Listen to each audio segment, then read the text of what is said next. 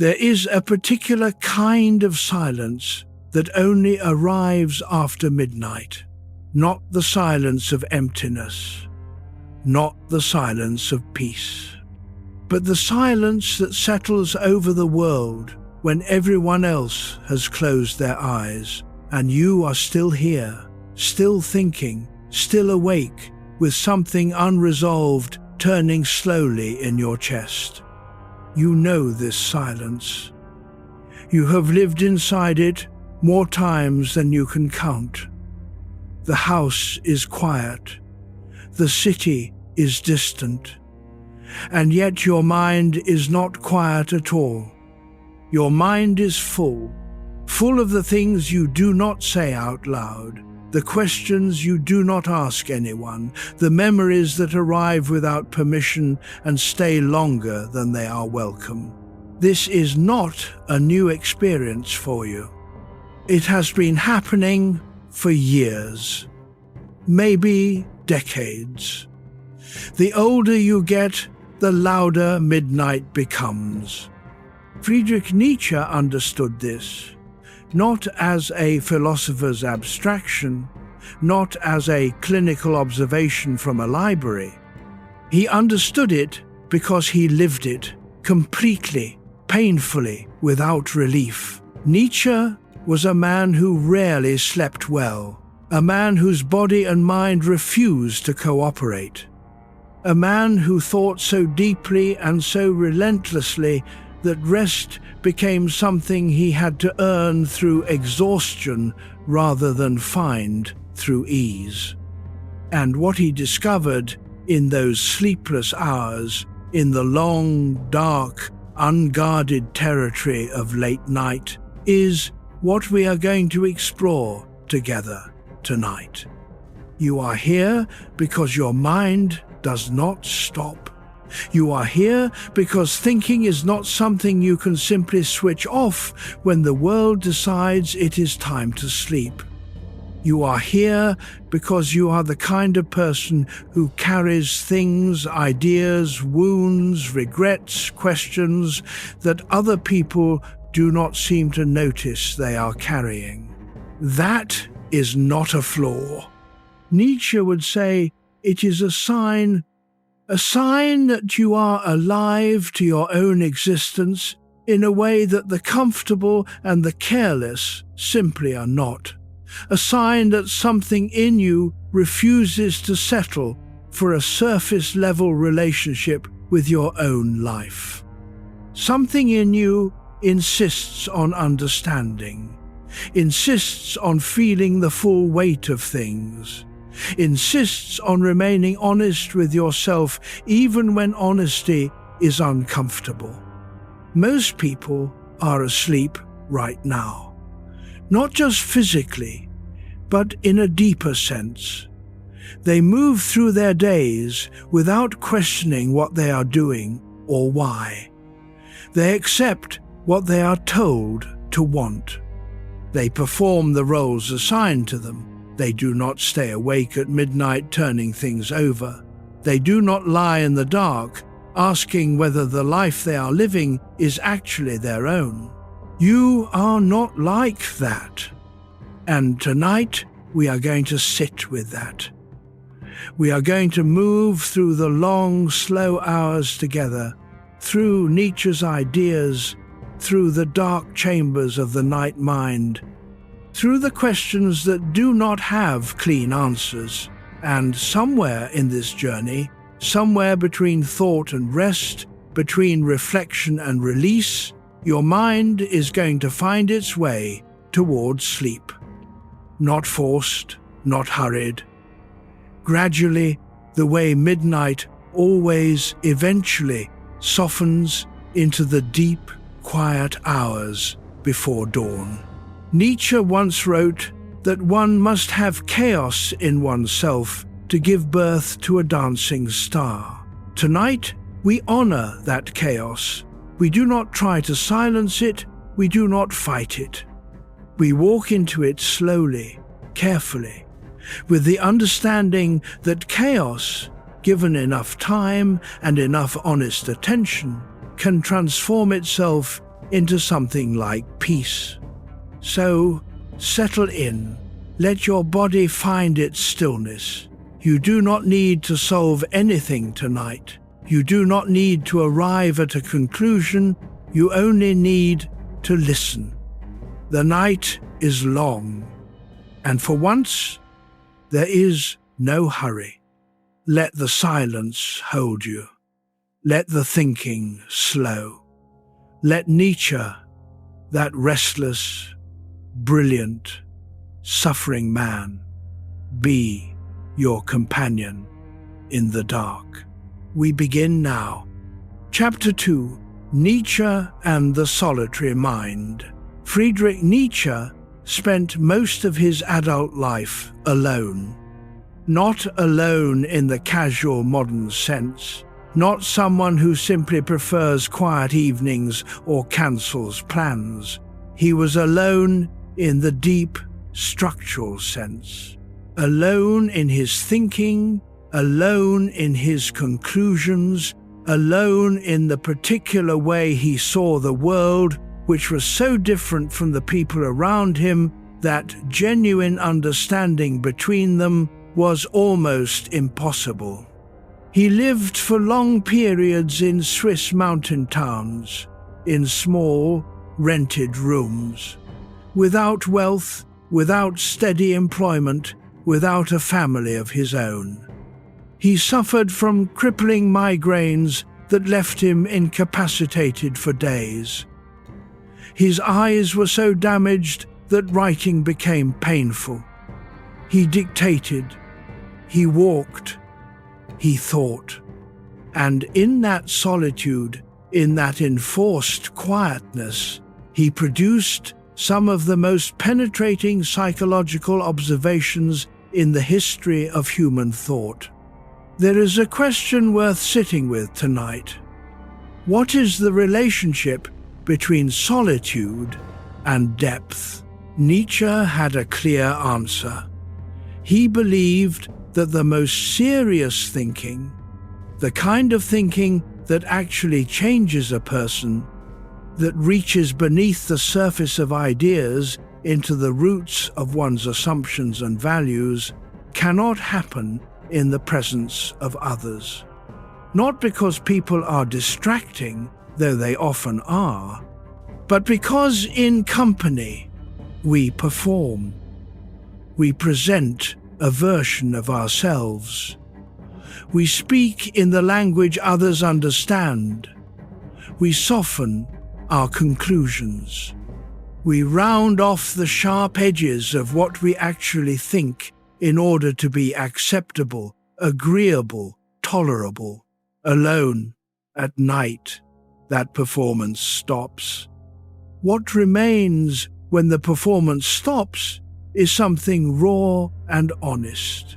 The thoughts you actually have, the doubts you actually carry, the questions you have been pushing aside in the daylight, the feelings you have been managing in public for so long that you have almost forgotten they are still there.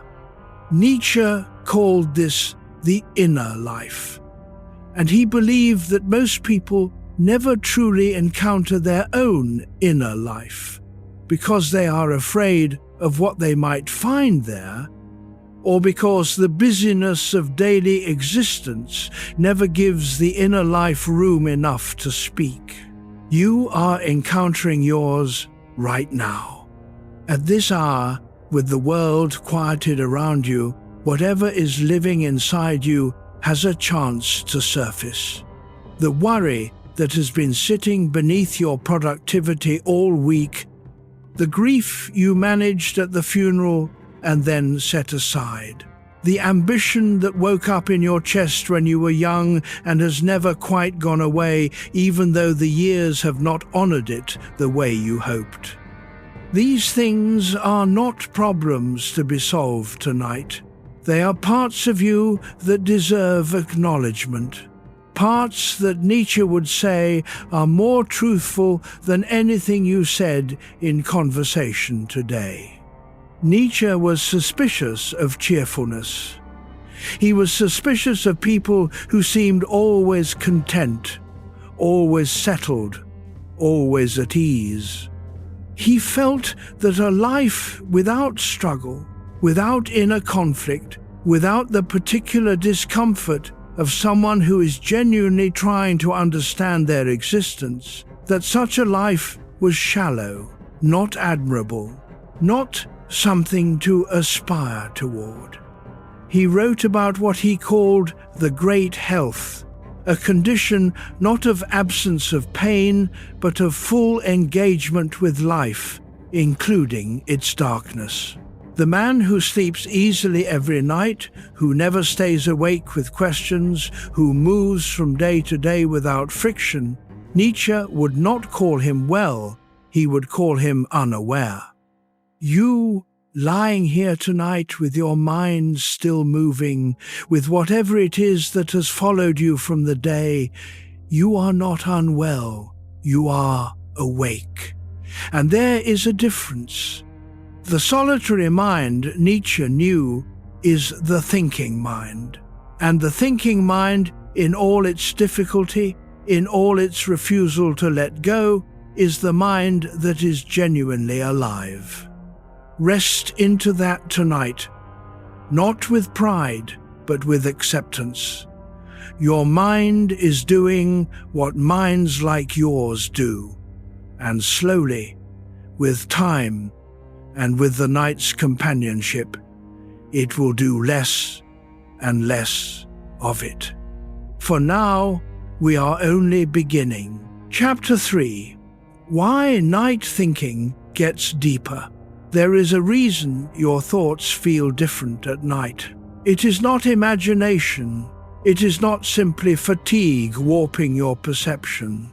There is something structurally different about the thinking that happens in darkness, in stillness, in the long hours when the social world has gone quiet and you are left alone with what is actually on your mind. During the day, thought has competition. Your phone, your responsibilities, the steady stream of small decisions that fills an ordinary workday. The presence of other people with their needs and their expectations and their voices. All of this creates a kind of noise that is not unpleasant. It is the noise of being engaged with the world, but it is also a noise that obscures. What does it obscure? The deeper current, the slower, quieter layer of thought that does not operate on the surface of your attention, but underneath it, the thoughts about meaning, about direction, about whether what you have built with your life actually reflects who you are, or whether you built it for other reasons, for safety, for approval, for the avoidance of a conversation with yourself that seemed too difficult to have. Night removes the noise, and when the noise goes, that deeper current becomes audible. Nietzsche understood this intuitively. He was a philosopher of the beneath. He believed that most of what passes for conscious reasoning, most of what people believe they think and feel and want, is a surface phenomenon. Underneath it, driving it, shaping it in ways we rarely acknowledge, are older, deeper forces, instincts, wounds, inherited values that we have never examined, fears that we have learned to dress up as preferences. He called this the investigation beneath the surface. He wanted to look at what was actually there, not what was comfortable, not what was flattering, not what held up in polite company, but what was actually driving human behavior and human suffering. Night is when you do that work, whether you intend to or not. You are not choosing to think about the things that come to you in the dark. They arrive because the defenses are down. The thing you told yourself you were fine about, the relationship that ended without proper resolution, the career path you abandoned because someone important to you was disappointed by it, the version of yourself you almost became and chose not to. These things do not wait for a convenient moment. They come when the lights are off. This is not pathology. This is the mind trying to be honest. Nietzsche would say that the thoughts that come to you at night are more true than the thoughts you perform during the day. Not more rational, not necessarily more useful, but more true. They have not been filtered. They have not been edited for an audience. They have not been softened into a shape that other people can accept. They are what you actually think. And here is what is worth considering, slowly, while the room is dark and your body is still. What if you were not afraid of those thoughts? What if, instead of trying to push them back, to argue with them, to distract yourself from them, you simply allowed them to be present, not feeding them, not following every thread, but not fighting them either, just letting them exist the way weather exists, not yours to control, not something to resist, simply conditions passing through.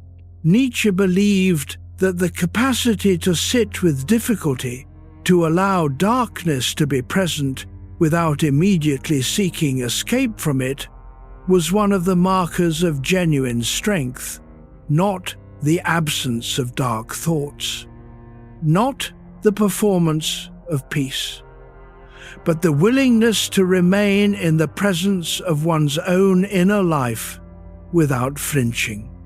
Tonight, you can practice that, not as a project, not as an effort, simply as a permission you give yourself.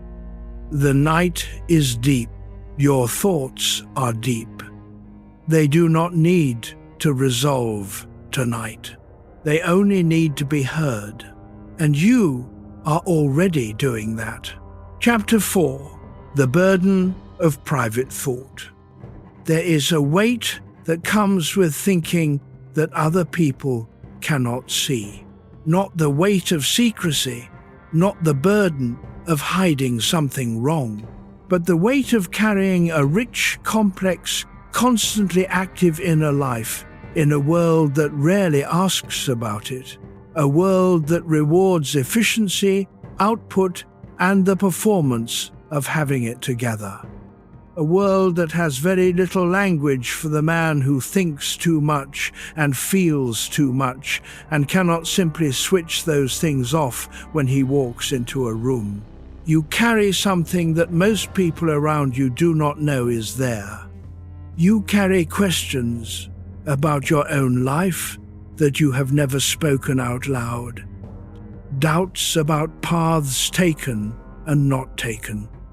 A private assessment of your own failures that is more honest and more harsh than anything anyone else has said to you. A private understanding of your own gifts that is also more honest than the modest thing you say when someone asks you what you are good at. You carry memory in a way that is different from how lighter people seem to carry it. The past, for you, is not past. It is present in the way it shaped the person who is lying here tonight, and present in the way it still exerts pressure on who you are becoming or failing to become. Nietzsche called this the heaviness of the self-aware man. He meant it as a compliment, though it does not always feel like one. He wrote about what he called the burden of depth, the particular exhaustion that comes not from external labor, but from the constant, unavoidable labor of being genuinely conscious, of actually thinking about what you are doing and why, of not being able to simply live on the surface of your own existence, of having an inner life so active that it sometimes feels less like a gift and more like a condition you have not chosen and cannot return. And here is the loneliness in it. You cannot share most of it. Not because people would not care, but because translating what lives inside you into words that another person can actually receive, that is a translation that almost never fully works. You speak a version of it. You offer the parts that are speakable. The other person nods. And somewhere underneath, you feel the gap between what you said and what you meant, between the real thing and the version of it that travels through language. Nietzsche spent his entire career trying to close that gap, trying to find language precise enough, honest enough, alive enough to actually carry the weight of what he thought. He largely failed in the eyes of his own lifetime. He was misunderstood, dismissed, ignored. His books sold almost nothing. He died in a state of complete mental collapse, celebrated too late and by the wrong people for the wrong reasons. And yet he kept writing, kept reaching, kept trying to translate the inner world into something that could reach across the silence between one mind and another. Tonight, that reaching is not necessary. You do not have to explain yourself. You do not have to translate what you carry into language that another person can receive. The burden of your inner life does not require an audience tonight.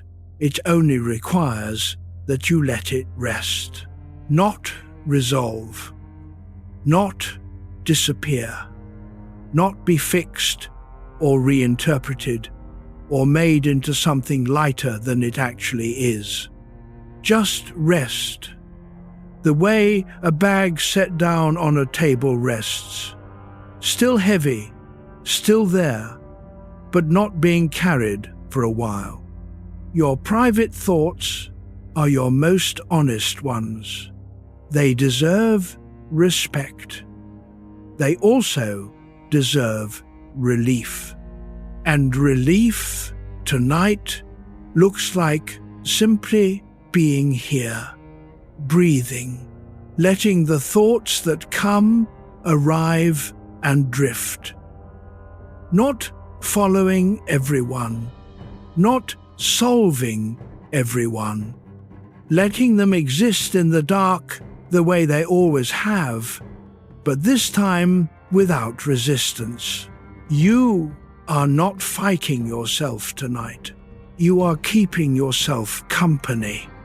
And that, Nietzsche would say, is already more than most people are capable of. Chapter 5. Loneliness after a certain age.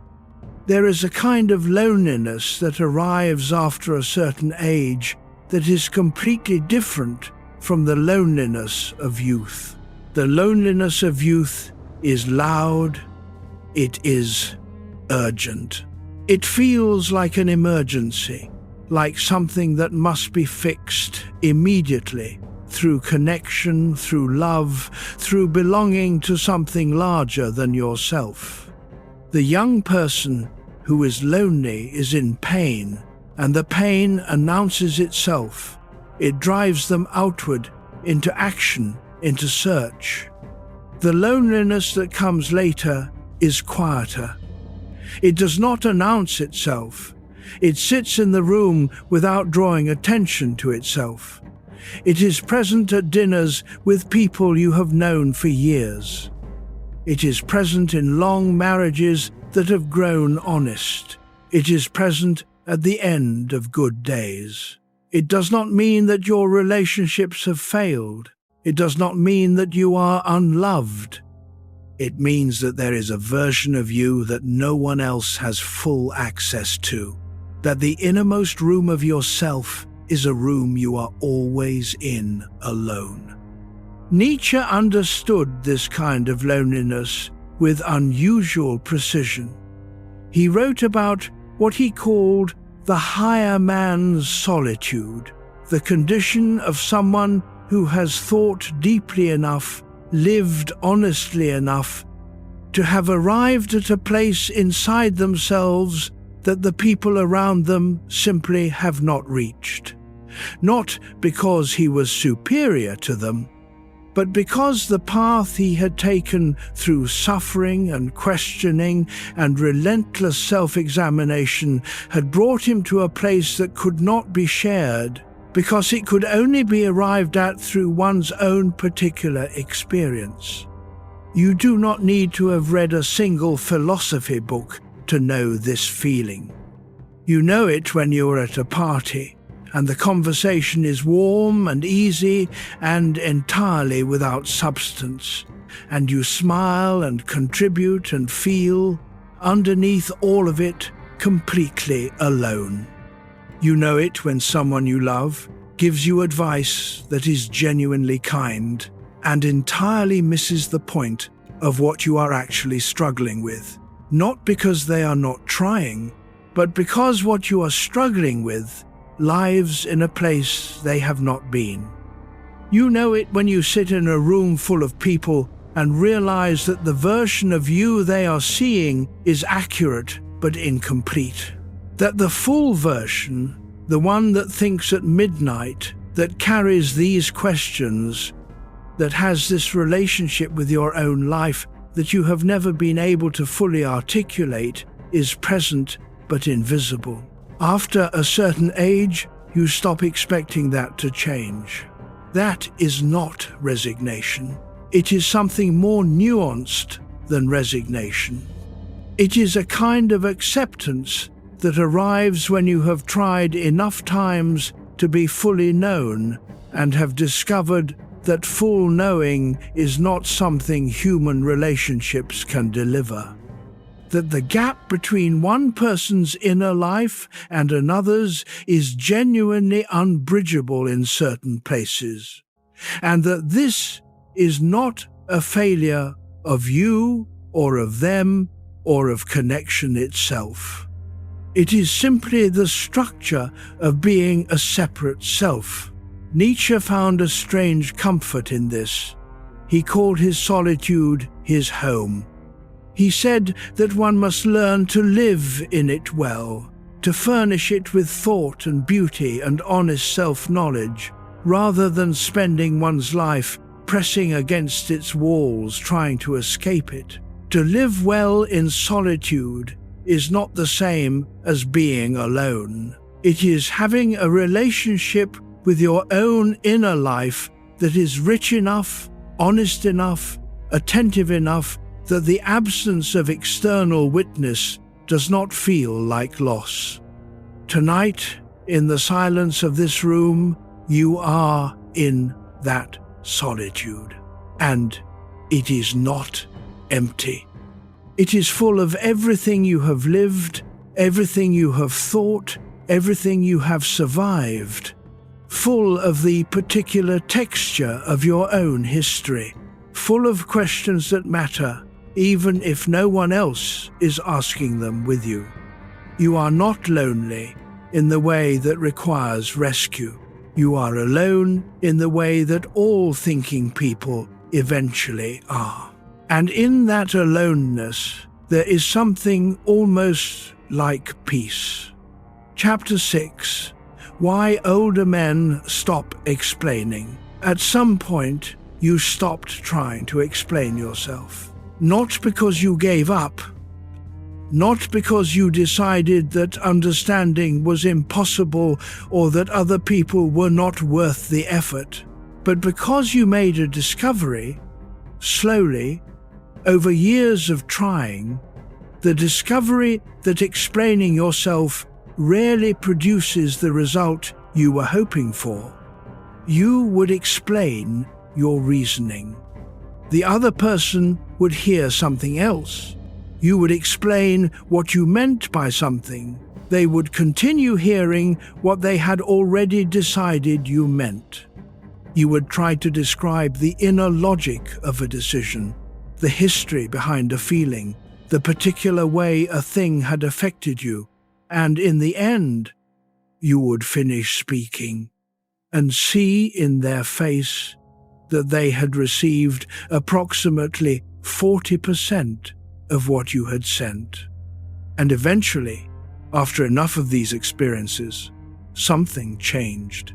The effort began to feel futile.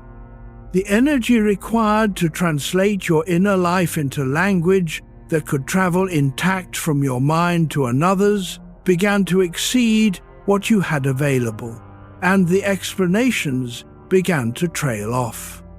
You started saying, "I'm fine, fine, it's fine, I don't mind, whatever you think." It's not because you had no opinion, but because the cost of stating the real opinion exceeded the benefit. Nietzsche had a name for this. He called it the economy of speech in mature men. He observed that the men he considered most serious, most truly engaged with life and with their own nature, tended, as they aged, to speak less. Not because they had less to say, precisely because they had more, because the fullness of what they had to say had grown to a point that casual conversation could not hold it, and so they carried it in silence. He distinguished between two kinds of silence. There is the silence of the man who has nothing to say, the silence of emptiness. And there is the silence of the man who has too much to say and has learned that most of it will be lost in translation, the silence of fullness. You know which one is yours. There is a particular kind of dignity in that second silence, a dignity that is not immediately visible to the people around you, who may read your quietness as withdrawal or moodiness or lack of engagement, who do not know that behind the quiet is a mind that is still completely relentlessly active, that is, still observing, still assessing, still working through things that have no easy resolution. You have stopped explaining the inner work because the inner work resists explanation. How do you explain what it feels like to have lived through a disappointment that changed your understanding of yourself? How do you explain the particular loneliness of a long success that did not bring what you thought it would? How do you explain the strange relationship you now have with your younger self?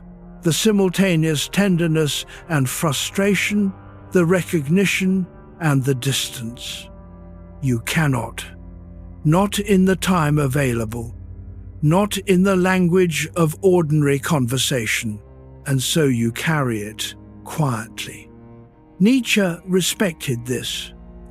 He wrote for readers who had stopped expecting the world to understand them. He wrote for the person who had learned to be their own most reliable witness, who had developed an interior life sturdy enough to sustain itself without constant external validation. He also wrote, in his later work, something that speaks directly to this moment, this long, quiet night, this conversation that you are having, not with another person, but with your own thinking mind. He said that the most courageous act available to a human being is full self-honesty, not explained to others, not performed for others, simply practiced, in private, in silence, in the hours when the world has gone to sleep and the only audience is yourself. That is what tonight is. An act of courage. Quiet. private, witnessed only by you. And that is enough. Chapter 7. Pride in the Silent Hours. Pride is a complicated thing for a man who thinks deeply. In the daylight, among other people, pride is manageable, kept in its place by social expectation, by the need to appear appropriately modest, by the awareness that expressing too much of it makes you look arrogant or fragile or both. In company, you calibrate your pride. You offer it in small, acceptable doses. You save the rest. At night, alone, it surfaces without calibration. It arrives in ways that are not always flattering. The memory of something you did well that was not fully recognized. The awareness that you understand something about life, about people, about a particular field or craft or area of human experience that others around you simply do not. The private knowledge that your judgment is sound, that your instincts are reliable, that the things you have been dismissed for or ignored about or gotten wrong credit for were not in fact mistakes.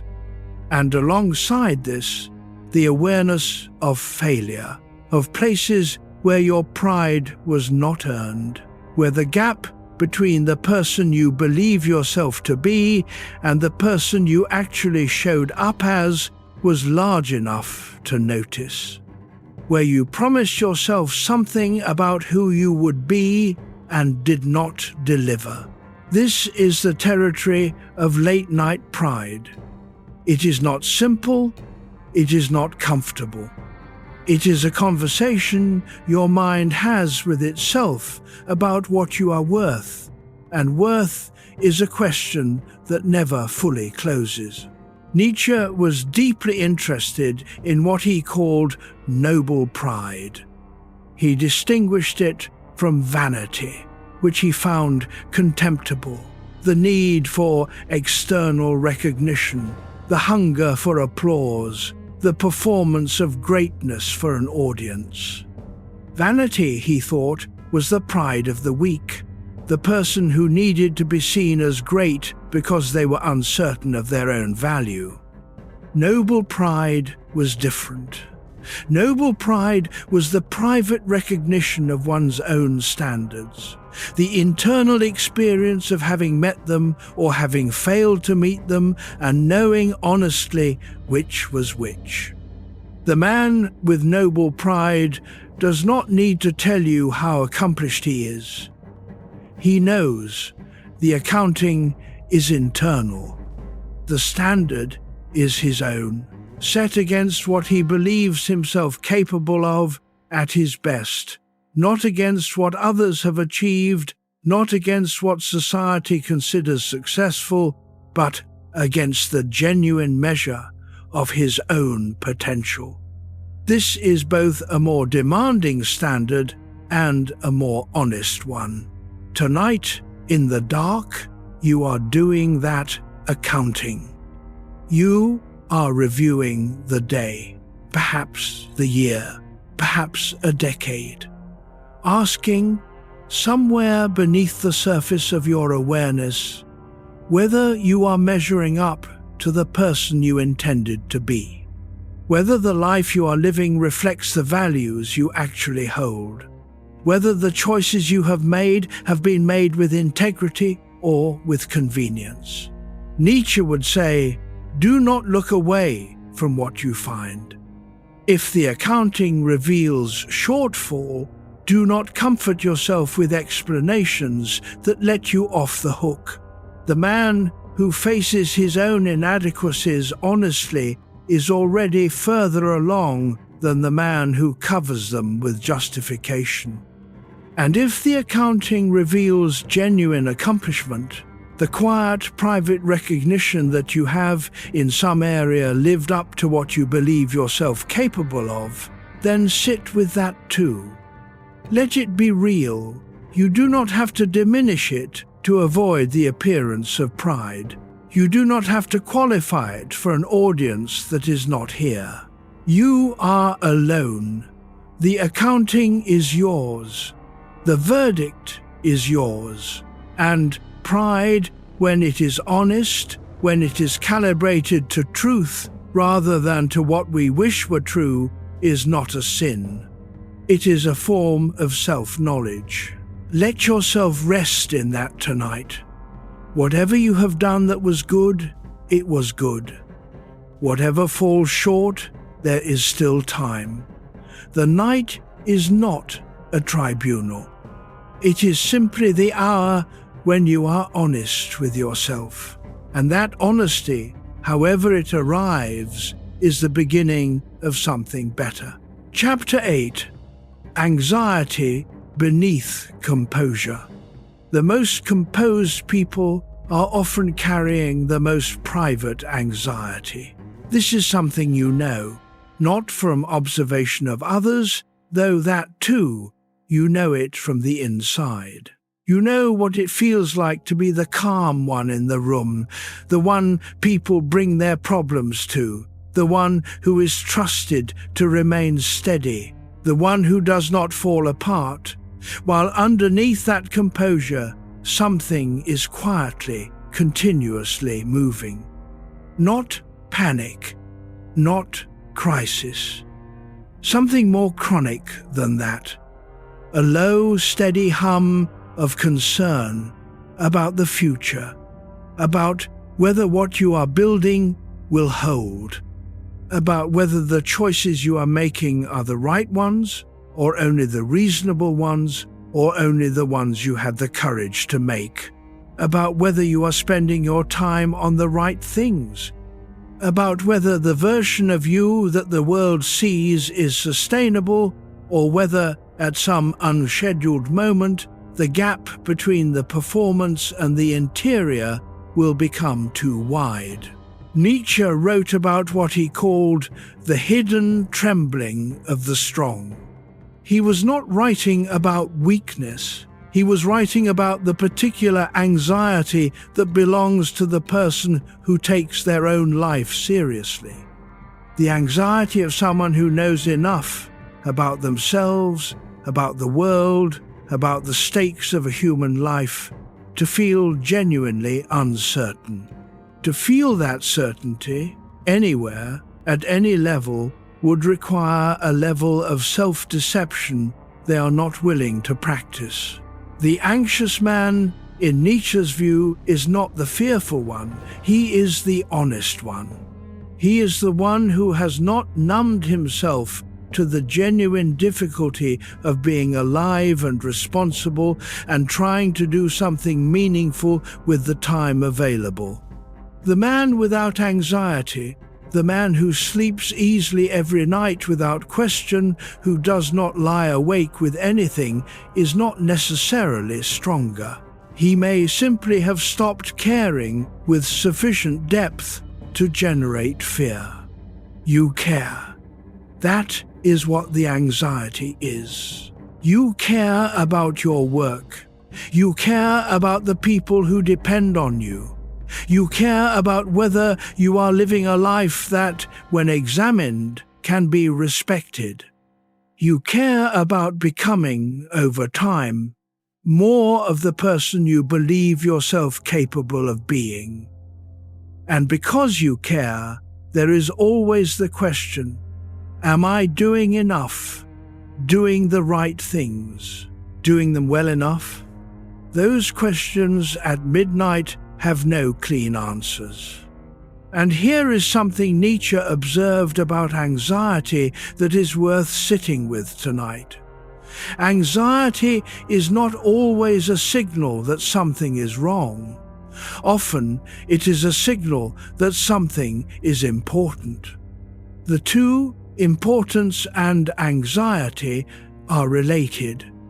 The things we are most anxious about are usually the things that matter most to us, the areas where we are asking the highest of ourselves. You would not be anxious about things you did not care about. So tonight, rather than fighting the hum, Rather than trying to silence the quiet trembling under the composure, consider simply acknowledging what it is, evidence that your life matters to you. That you have not settled into the comfortable numbness of someone who has stopped caring. That is not nothing. And as you lie here, and as the night continues around you, that hum may grow quieter, not because the concerns are resolved, but because you have stopped resisting them. Because you have given them space to be what they are, not enemies, not symptoms, but signals. Honest signals from the interior of a person who is genuinely alive to his own existence. Let your breathing slow. Let the composure be real for a while, not performed. Here, in the dark, no one needs the performance. Here, the anxiety can be what it is. And what it is tonight is simply the feeling of being someone who thinks, who cares, who takes his life seriously. That is not something to fix. It is something to respect. Chapter 9. The memory that returns at night. Memory does not behave the same way at night as it does during the day. During the day, memory is functional. It retrieves what you need, the name, the date, the fact, the piece of information required by the task at hand. It serves you. You direct it. At night, it stops serving and starts arriving, uninvited, unannounced, out of sequence and out of proportion. Something will surface from 15 years ago, a conversation you had, a moment you did not handle well, a day that closed a version of your life and opened another, something you thought you had processed, filed, moved past, and here it is again, at midnight, with the same weight it had when it was new. Why does memory do this? Nietzsche believed that memory and unfinished meaning are inseparable. When an experience has been truly processed, when you have extracted from it everything it had to teach you and integrated it into your ongoing understanding of yourself, it settles. It becomes history. It does not return uninvited because it has nothing more to offer. But when an experience carries meaning you have not yet fully absorbed, insight you have resisted, grief you have not fully felt, a lesson whose implications you have not yet been willing to face, it stays active, it waits. And in the quiet of the night, when the defenses and distractions are absent, it comes back. Not to torment you, to finish the conversation you interrupted. Think about the memory that returns to you most reliably at night. The one you have tried to rationalize past, to reframe, to bury under time and new experience. The one that keeps its hold on you despite your best efforts to release it. What does it still have to tell you? This is not an easy question, and tonight is not the night to force an answer, but it is worth holding the question gently, worth sitting with the memory for a moment, not fighting it, not following it into all its tributaries, but simply being present with it, acknowledging it, saying wordlessly, I know you are there. I am not afraid of you. I am not ignoring you. I am here. Nietzsche wrote that the greatest act of mastery is not the suppression of painful memory, but the reinterpretation of it. He called this the power of perspective, the capacity to stand over your own history and choose how to see it. Not to pretend it was different than it was, not to edit the pain out of it, but to find the meaning in it that serves your continued becoming rather than imprisons you in regret.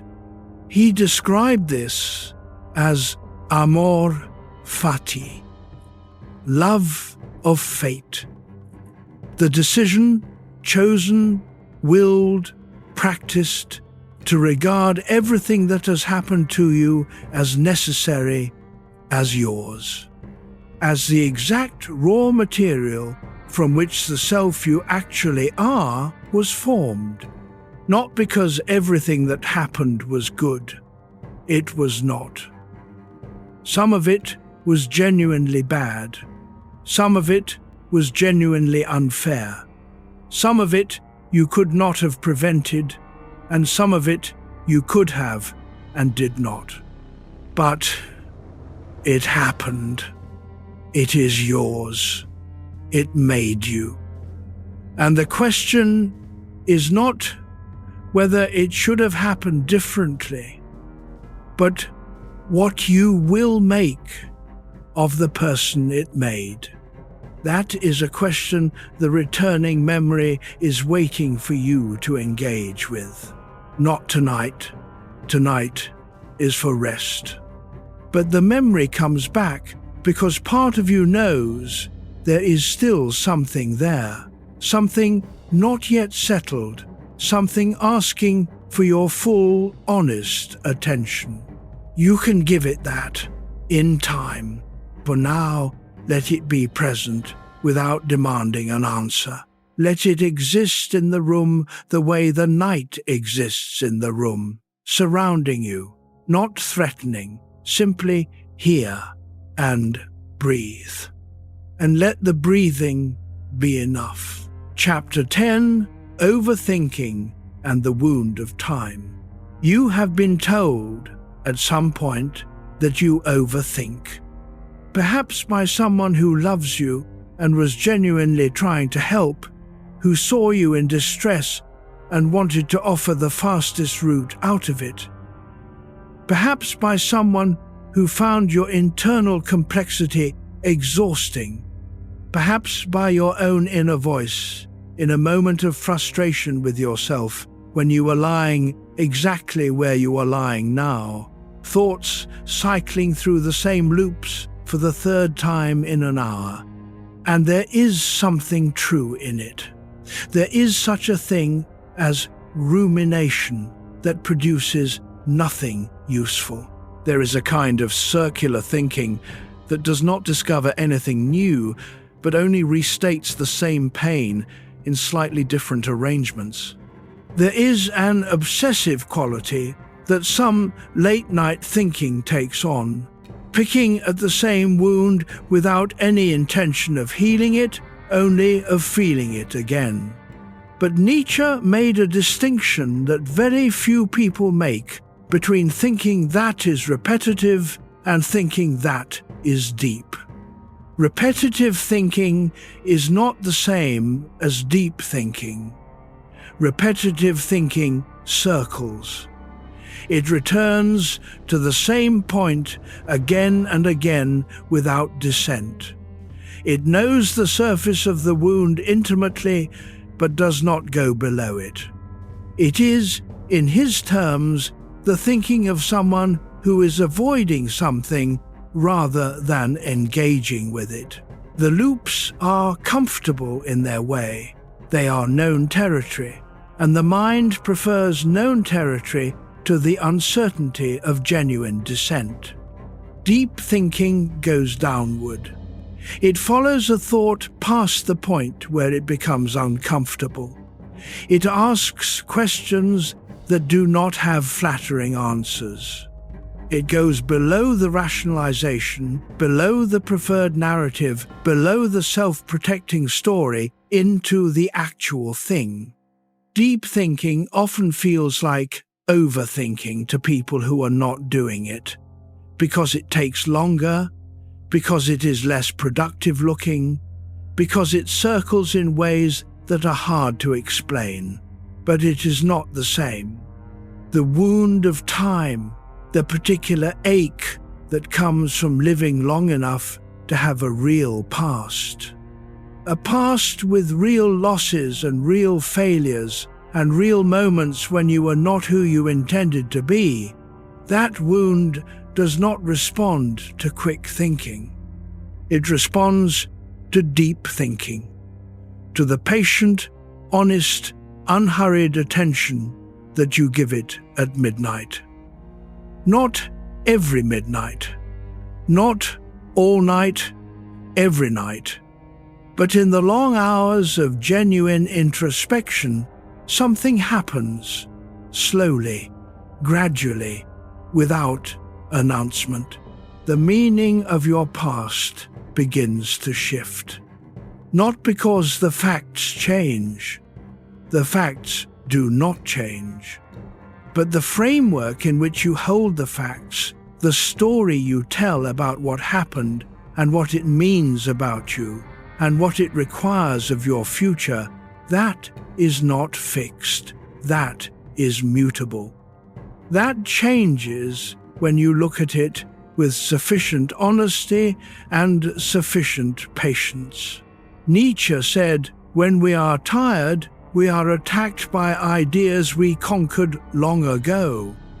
This is the fatigue of the night mind. The ideas that resurface, the doubts, the old arguments with yourself, the recriminations, they are not new. You have fought them before. You have settled them temporarily. But fatigue brings them back. Because the defenses are thinner at night. Because the energy required to hold them away is not available. The answer is not to fight harder. The answer is to be less afraid of them. To let them be present without immediately going to war. To say, "Yes, I know you. You have been here before. You are the same. I am not what I was when you first arrived." And to breathe. And to let the night do its slow work.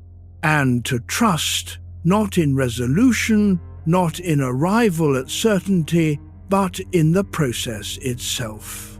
The overthinking mind is a mind that cares, and a mind that cares, given enough time, will eventually rest. You are moving toward that rest. It is not far. Chapter 11. What regret sounds like alone. Regret has a particular sound when there is no one else in the room. In conversation, regret is managed. It is presented in a form that other people can receive, not too raw, not too large, folded into the acceptable shape of a personal anecdote. You describe the thing that happened. You offer the lesson. You signal that you have moved past it, or at least that you are moving past it. You give the performance that allows the other person to respond appropriately and the conversation to continue. Alone, at night, regret does not perform. It simply sounds like what it is, the awareness of a door that closed and will not open again, the recognition that time moves in one direction, that the version of yourself who stood at that particular crossroads has been replaced permanently by the version who chose a path, and the other path no longer exists to be walked. It sounds like the name of a person you loved and treated badly, spoken internally, without the defense that in the moment you had your reasons and did not know what you know now. It sounds like a career decision made for the wrong reasons, like a conversation you did not have when you had the chance, like years in which you were present in your own life, but not fully, going through the motions of your own existence, waiting for something to happen that would signal the beginning of the life you actually meant to live. Nietzsche wrote about regret with unusual rigor. He did not dismiss it the way optimistic philosophy tends to. He did not say, "The past cannot be changed, so turn your attention forward." He said something more demanding and, in the end, more honest. He said, "Your regrets reveal your values.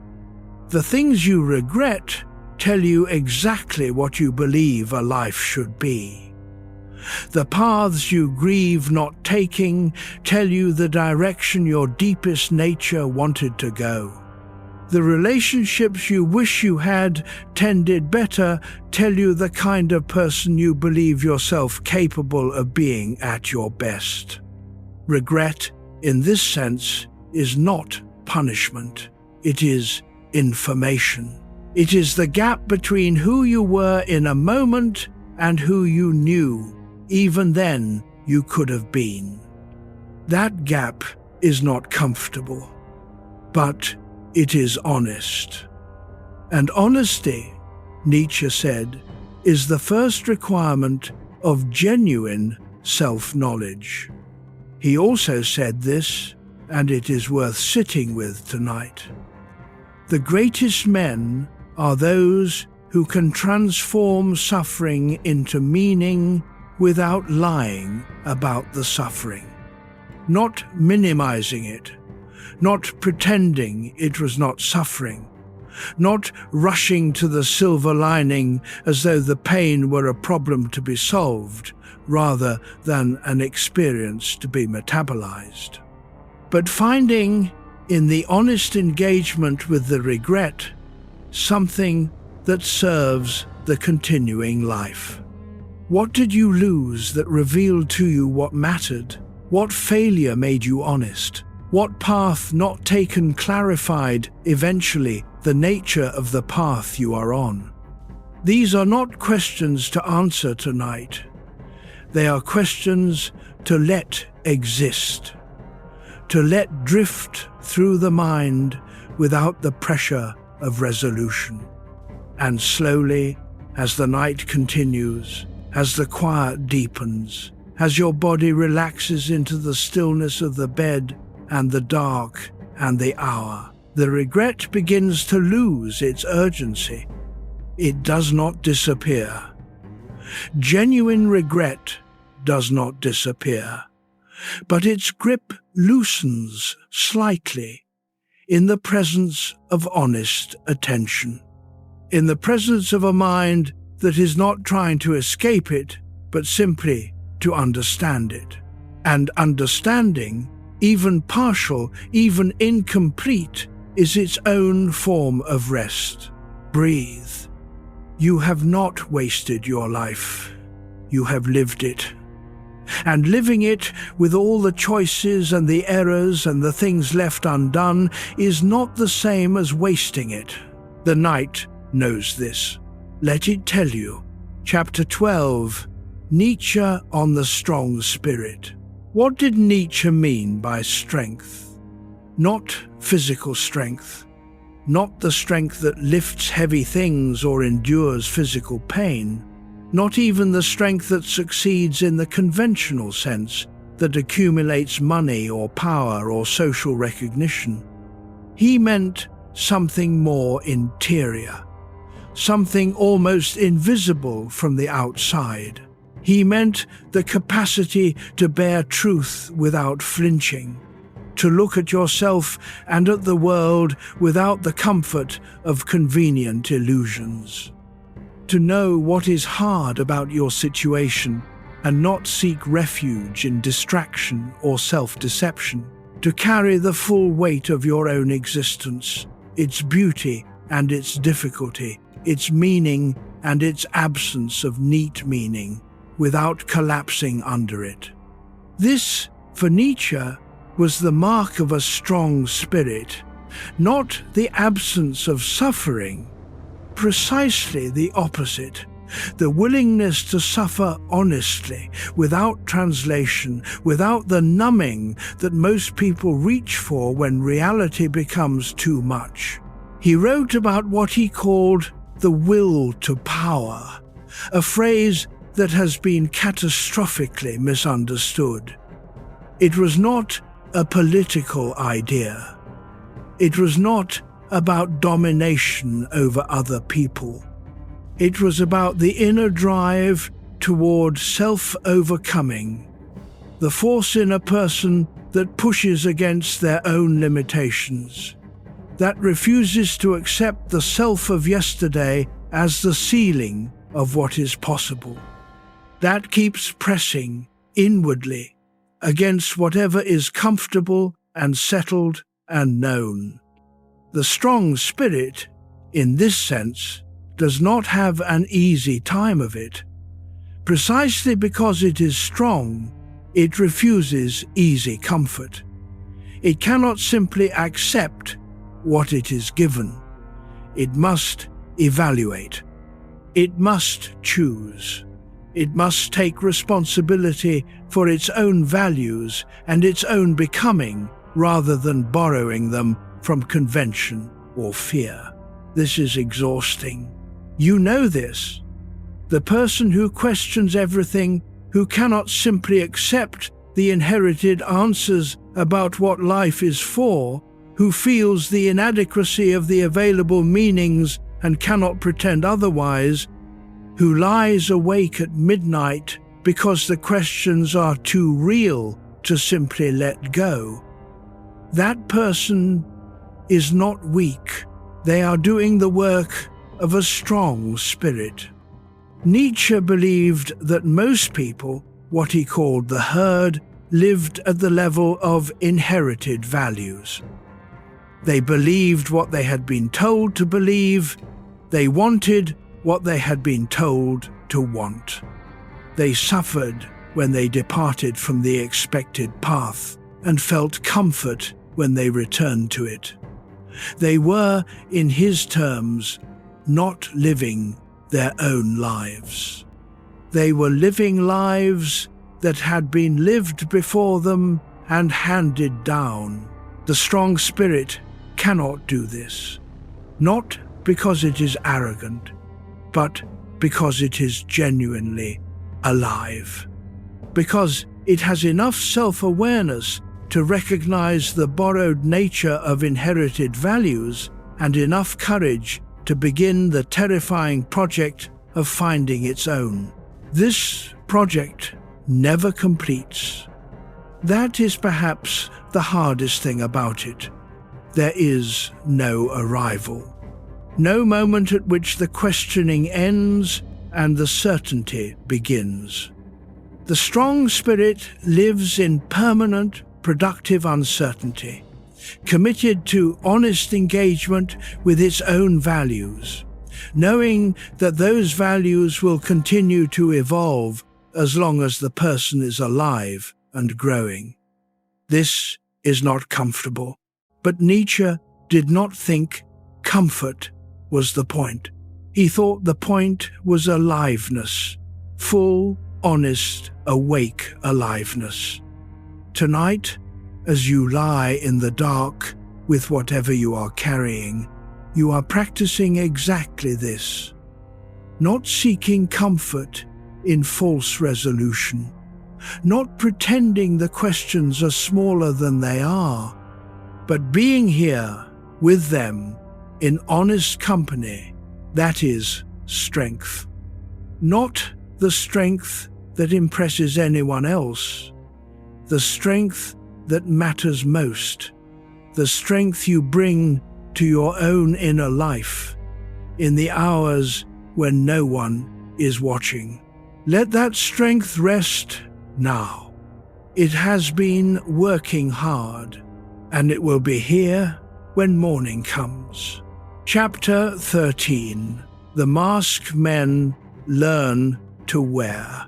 At some point in your life, you learned to wear a face that was not quite your own, not a lie, not a performance in the theatrical sense, more like an adaptation, a slight adjustment of the expression, the tone, the presentation of yourself to fit the situation you were in, to be acceptable in the context, to give people the version of you they could work with.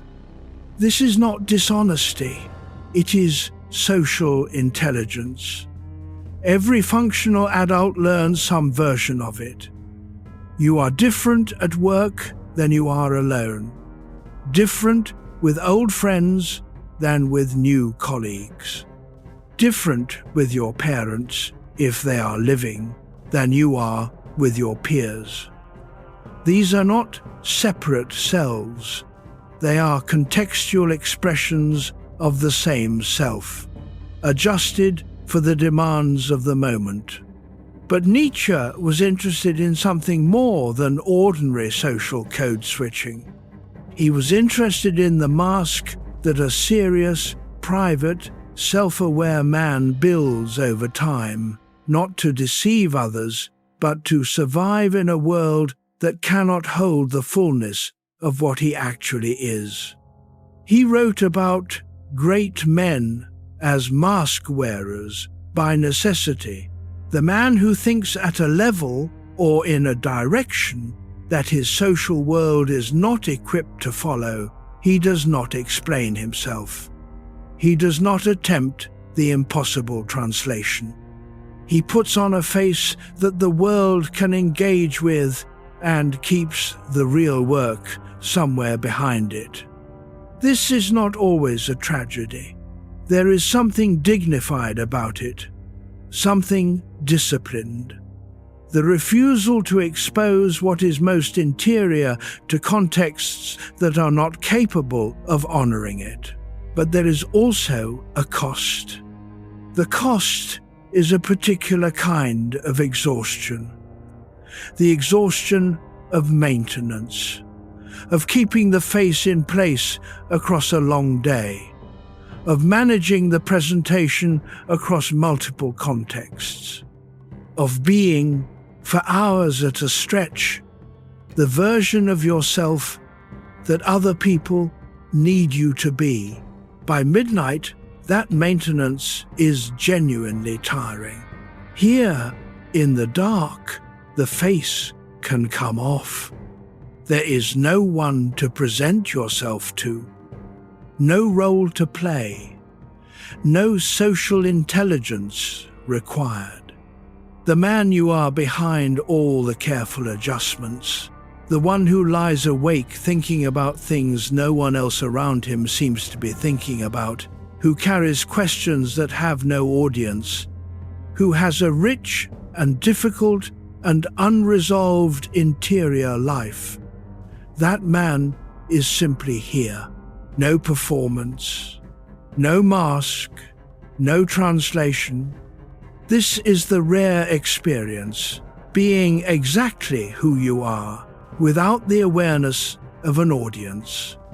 Even the internal audience, the voice in your head that monitors and adjusts and performs even when alone, grows quieter in the deep hours of the night. Nietzsche said that a man without a mask is a man either very great or very primitive. The primitive man has no mask because he has no reason for one. His inner life is so simple that it matches his outer expression without effort. The great man has no mask because he has moved past the need for one. He has integrated his inner and outer selves to the point that the gap is no longer threatening. Most of us live somewhere between those two. But in the hours of genuine rest, in the dark, in the silence, in the gradual loosening that comes when the mind has been thinking for a long time and begins, slowly, to grow tired, the mask becomes lighter, and you become, more nearly, yourself. That is what sleep is, in a deeper sense. Not just physical restoration, a temporary suspension of the performance, a return to the self beneath the presentation. You are moving toward that now. Let the face relax. Let the weight of the day's performance dissolve. Let the careful, managed, presented version of you rest. What remains is enough. What remains is you. Chapter 14. Why solitude becomes necessary. There comes a point in the life of a thinking person where solitude stops being an absence and becomes a requirement. This shift is subtle, and for many people it happens without full recognition. They simply notice that they are tired in ways that company does not cure, that the evenings they most look forward to are the ones that are unscheduled, that the conversations they find most energizing are the internal ones with their own thinking, rather than the social ones with their peers. They may interpret this as introversion, which is accurate as far as it goes, but Nietzsche would say it is something more specific than temperament. It is a signal from the interior that the inner life has grown large enough to require dedicated attention, that something is being worked on inside, some ongoing process of becoming, of understanding, of honest self-reckoning that requires space. And space for the interior means solitude. It means time when the input from the outer world goes quiet and the inner world has room to move, to extend itself, to do its slow and unhurried work. Nietzsche spent long periods in the mountains of Sils Maria in Switzerland. He walked for hours, every day, alone in the thin air and the silence. The walking was not exercise, it was thinking. The solitude was not loneliness. It was a condition that allowed his mind to do what it could not do in the presence of other people or the demands of social life. He said his best ideas came to him walking. His most honest insights arose in the hours of silence and movement, away from the performance of selfhood, away from the need to be comprehensible or agreeable or responsive. You may not be able to walk the Alps, but you have this, the dark room, the quiet hour, the world at sufficient distance that its demands cannot reach you for a while. This is solitude, not loneliness, not isolation, not the painful absence of connection, but the productive presence of yourself, for yourself, without the competition of external demands. Nietzsche was very clear about the difference between chosen solitude and imposed loneliness.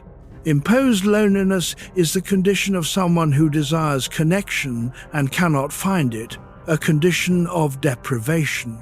Chosen solitude is the condition of someone who has recognized that certain kinds of growth require privacy, who has discovered through experience that the self they are building needs time away from the mirror of social interaction to become what it is genuinely capable of becoming. You are here, tonight, in the most honest solitude available to you. The phone is not ringing, the demands of the day are suspended, the various roles you fill, partner, colleague, son, friend, professional, are not active. You are not, for a few hours, anyone's anything. You are simply yourself. And the self, given enough of this kind of space, will tell you things it cannot tell you when the day is full, will reveal preferences and resistances and desires and fears that the noise of ordinary life covers over. Listen without forcing. Let whatever is there be there. The solitude is doing something. Not dramatically, not in ways you will be able to fully report on in the morning, but something is working in the quiet that can only work in the quiet. Trust that, and let yourself settle further into the stillness. You do not need to do anything with this solitude tonight. You only need to be in it. Chapter 15. The fear of becoming ordinary. Somewhere inside you, perhaps buried beneath years of reasonable behavior and managed expectation, there is a fear of becoming ordinary. Not an ordinary amount of ordinary, not average, but truly ordinary, indistinguishable, unremarkable, unquote. A person who lived and thought and worked and loved and died, and whose particular presence in the world made no detectable difference. A person who could have been anyone. This fear is not always loud. In fact, in most people who carry it, it is quite quiet, kept beneath the surface, managed, not spoken about. Because speaking about it requires a certain admission that you believe yourself capable of more than ordinary, that you have, somewhere, a standard you hold yourself to that exceeds what you have yet achieved, that you care about the question of your own significance in a way that polite company would find uncomfortably immodest. And so, you manage the fear privately. You bury it under busyness. You tell yourself you are being realistic. You remind yourself of the arrogance involved in believing you were meant for something beyond the common. And you remind yourself convincingly enough that the fear goes quiet for weeks, sometimes months. But at night, it comes back. At night, the question asks itself without apology. Is this who you are? Is this the person your life is making? Nietzsche called this the most productive anxiety available to a human being. He called it the awareness of one's own unrealized potential, the painful recognition that what is possible for you has not yet been fully inhabited. That there is a version of you, more honest, more courageous, more fully developed, who is not yet fully real. He wrote about what he called the Overman, the Übermensch, which has been so catastrophically misread as a political idea when it was, in its origin, a personal and philosophical one. The Overman is not a superior being. It is the next version of you, the self that you are capable of becoming if you do the honest, difficult, uncomfortable work of self-overcoming. If you press past what is familiar and comfortable into what is genuinely possible, the fear of becoming ordinary is, in Nietzsche's terms, the awareness of the distance between who you are and who you could be. And this fear, rather than being something to eliminate, is something to listen to take seriously, to let inform your choices. Not tonight. Tonight is not for strategy or planning or resolution. But the fear itself, the fact that it is there, that it has been there, that it shows up reliably in the quiet hours tells you something important. It tells you that you are not yet finished, that the person you are is still in the process of becoming the person you are capable of being, that the story is not closed, that there is genuine live territory ahead of you, territory you have not yet entered. The fear of becoming ordinary is, paradoxically, the evidence that you are not. Ordinary people do not lie awake worrying about whether they are ordinary. They do not ask themselves whether their life is measuring up to an internal standard of significance. They do not carry, in the dark, the uncomfortable awareness of their own unrealized potential. You are not ordinary in the way you fear. The fear itself is the proof. And now, having sat with it for a moment, having acknowledged it as the honest signal it is, let it rest. The night has heard it. You have heard it, and that is enough for now. Chapter 16. Resentment in the Quiet Mind. There is an emotion that honest people rarely admit to, rarely name, rarely examine directly. Resentment. Not anger. Anger is socially acceptable, even admirable in certain contexts. Anger is clean and temporary. Anger moves. Resentment is different. Resentment is still. It sits, it accumulates, it calcifies slowly around a perceived injustice, a slight that was never addressed, a recognition that was never given, a sacrifice that was never acknowledged, a door that closed in your face while it opened for someone less deserving. And resentment, unlike anger, is not permitted in the self-image of the serious, capable, self-sufficient man. Serious men are supposed to be above resentment, supposed to be focused on their own path, indifferent to what others receive, unbothered by the injustices of fortune. So the resentment goes underground, into exactly this place, the quiet mind, the nighttime, the private interior where no one is watching. Nietzsche had an entire theory of resentment. He called it ressentiment, borrowing the French word because it captured something more specific than the English.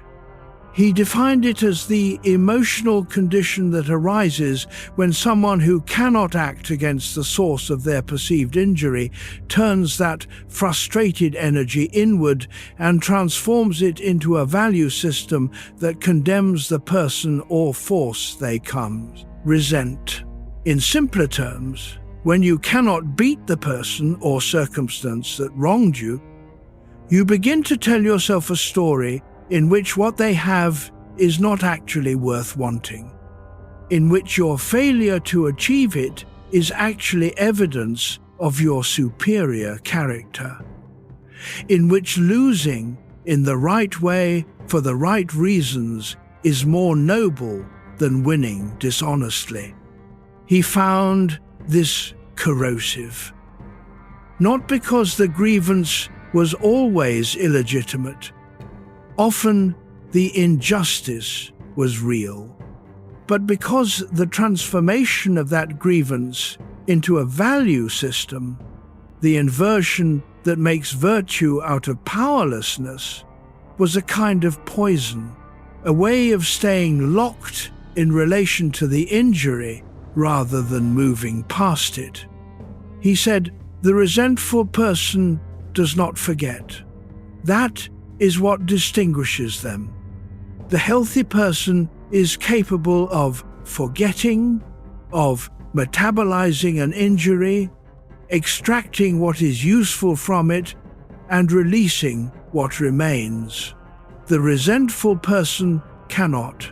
Every slight is preserved, every injustice catalogued, every unfairness stored against the day that it might be explained or avenged or at least publicly recognized. Tonight, in the quiet, what resentments are present? You do not have to name them loudly. They are likely already visible if you look inward without too much self-editing.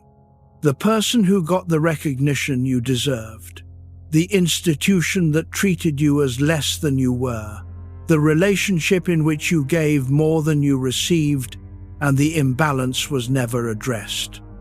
The opportunity that went to someone less qualified for reasons that had nothing to do with merit, these are real. They happened.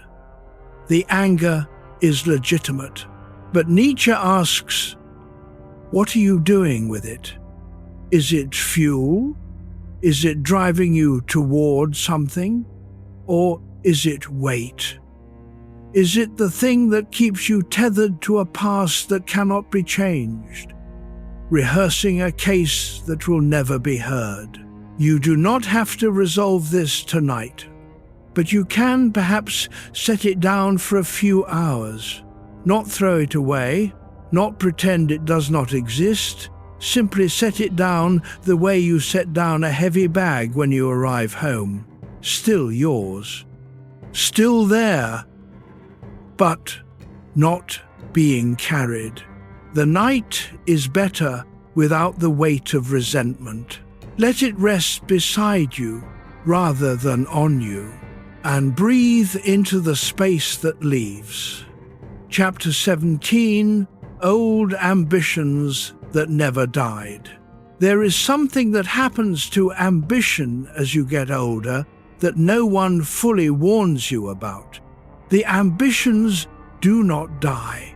The ones that were truly yours, not the ones inherited from family expectation or social pressure or the desire to impress someone, but the ones that arose from somewhere deep and genuine inside you, those do not die. They adapt, they go quiet, they wait, but they do not die.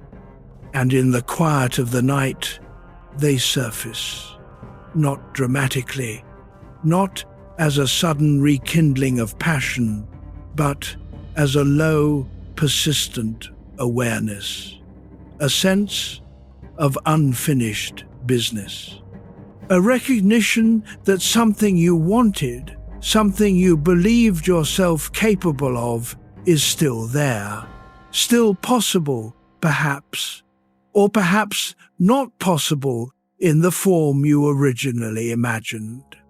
But there, alive, looking at you with the same expression it has always worn. You probably have a version of this, a direction you pointed yourself in early in your life that did not unfold. Not necessarily because you gave up. Perhaps circumstances intervened. Perhaps you made a reasonable choice at a crossroads, and the reasonable choice led you away from that direction, and looking back, you can understand exactly how it happened, and the logic of it is entirely clear, and it still has not made peace with you. Or perhaps there is something you have not yet started, something you have been carrying as a private intention for years, the thing you are going to do when the situation allows, when the time is right, when the conditions line up, and the years have passed and the conditions have not lined up, and the intention is still there, patient and quietly damning. Nietzsche wrote with particular force about what he called the unconquered self, the version of a person that remains potential rather than actual. That lives in the gap between what someone does and what someone is capable of. He believed that this gap was one of the primary sources of human suffering, not material deprivation, not loss, but the chronic, private awareness that you have not yet become what you could become. He was not interested in comforting people about this. He was interested in shaking them into action, in disturbing the comfortable rationalization that tells you there will be time later, that conditions will improve, that the moment will arrive. He believed the moment was always now, not in the sense of urgency, but in the sense of reality. This moment is the one in which you exist. This version of your life is the actual one. But tonight is not for the urgency he intended. Tonight is for acknowledgement, for looking at the old ambition without flinching, for saying, I know you are still here, I have not forgotten. Whatever I have told myself about why it has not happened, I know you are still here. And for giving it, for this one night, permission to simply be present without demanding resolution. The old ambitions are not accusations. They are possibilities that have not yet found their form. They can wait until morning. Tonight, let them rest beside you in the dark. They have been waiting this long. A few more hours will not change them. And in the morning, with rest, with clarity, with the particular honesty that sleep sometimes delivers, perhaps you will see them differently. Perhaps the form they require will be clearer. For now, breathe, rest. Let the ambition be what it is. Not a failure, not a taunt, simply the truest measure of who you have always been. Chapter 18, The Ego After Disappointment. Disappointment changes the ego. Not destroys it, not improves it, changes it, in ways that are not always visible from the outside, and not always fully understood from the inside. Before a significant disappointment, before the failure that was large enough to matter, the rejection that was specific enough to wound, the outcome that contradicted the version of yourself you had constructed, the ego has a particular quality. It is forward-facing. It is mostly comfortable in its own assumptions. It does not spend much time questioning its own ground, because the ground has not yet given way. After a significant disappointment, something structural changes.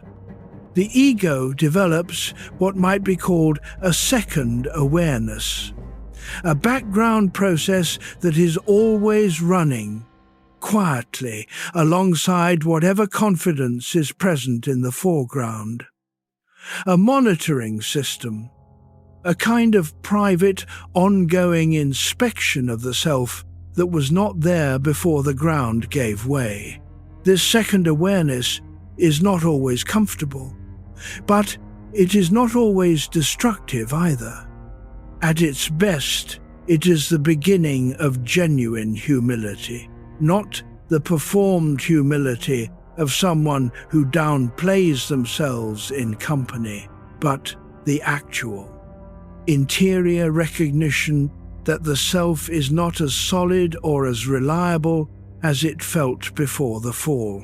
Nietzsche wrote about the productive aftermath of failure with unusual precision. He believed that significant disappointment, the kind that cannot be rationalized away, that leaves a genuine mark, was one of the primary mechanisms by which a person grows.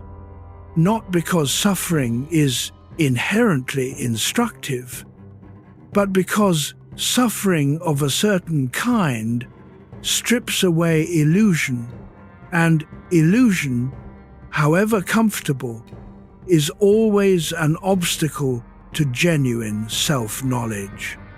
What illusions did your most significant disappointments strip away? The illusion that merit always results in recognition. The illusion that effort alone determines outcome. The illusion that the world is responsive to what you actually deserve.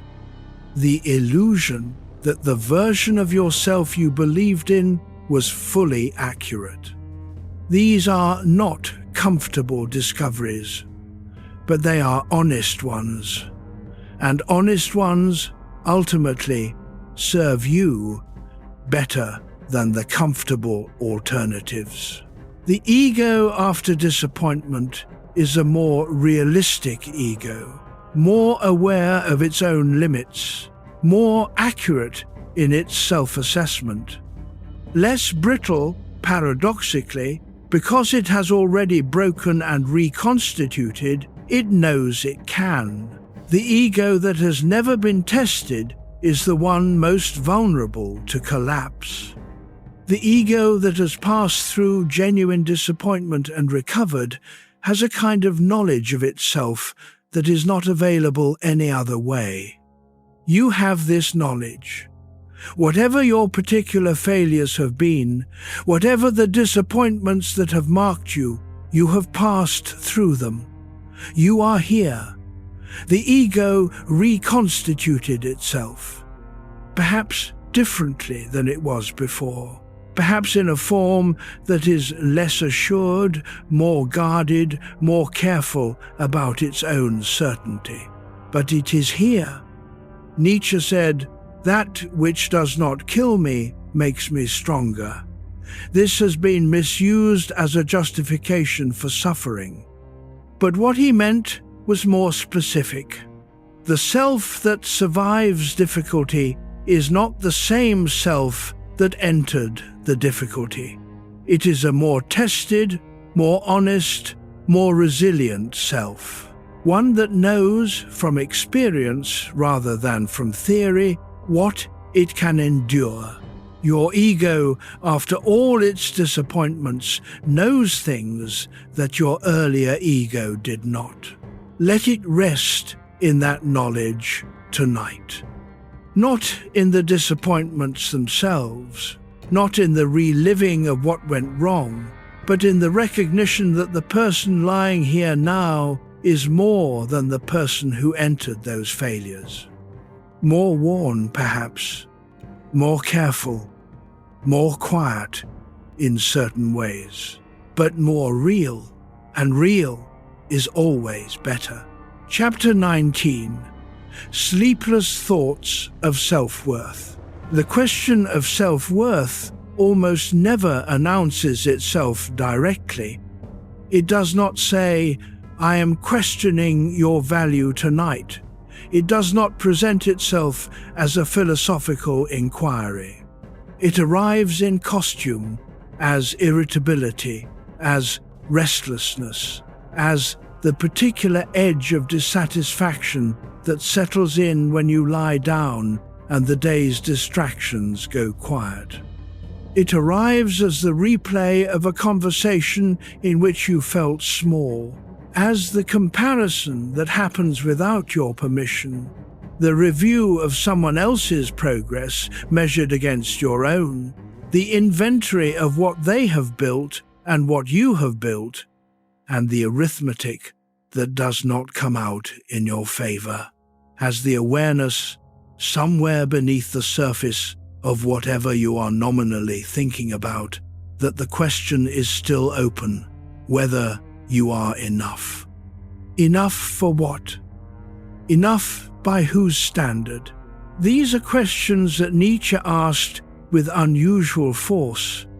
He was deeply suspicious of any standard of worth that was borrowed from outside the self.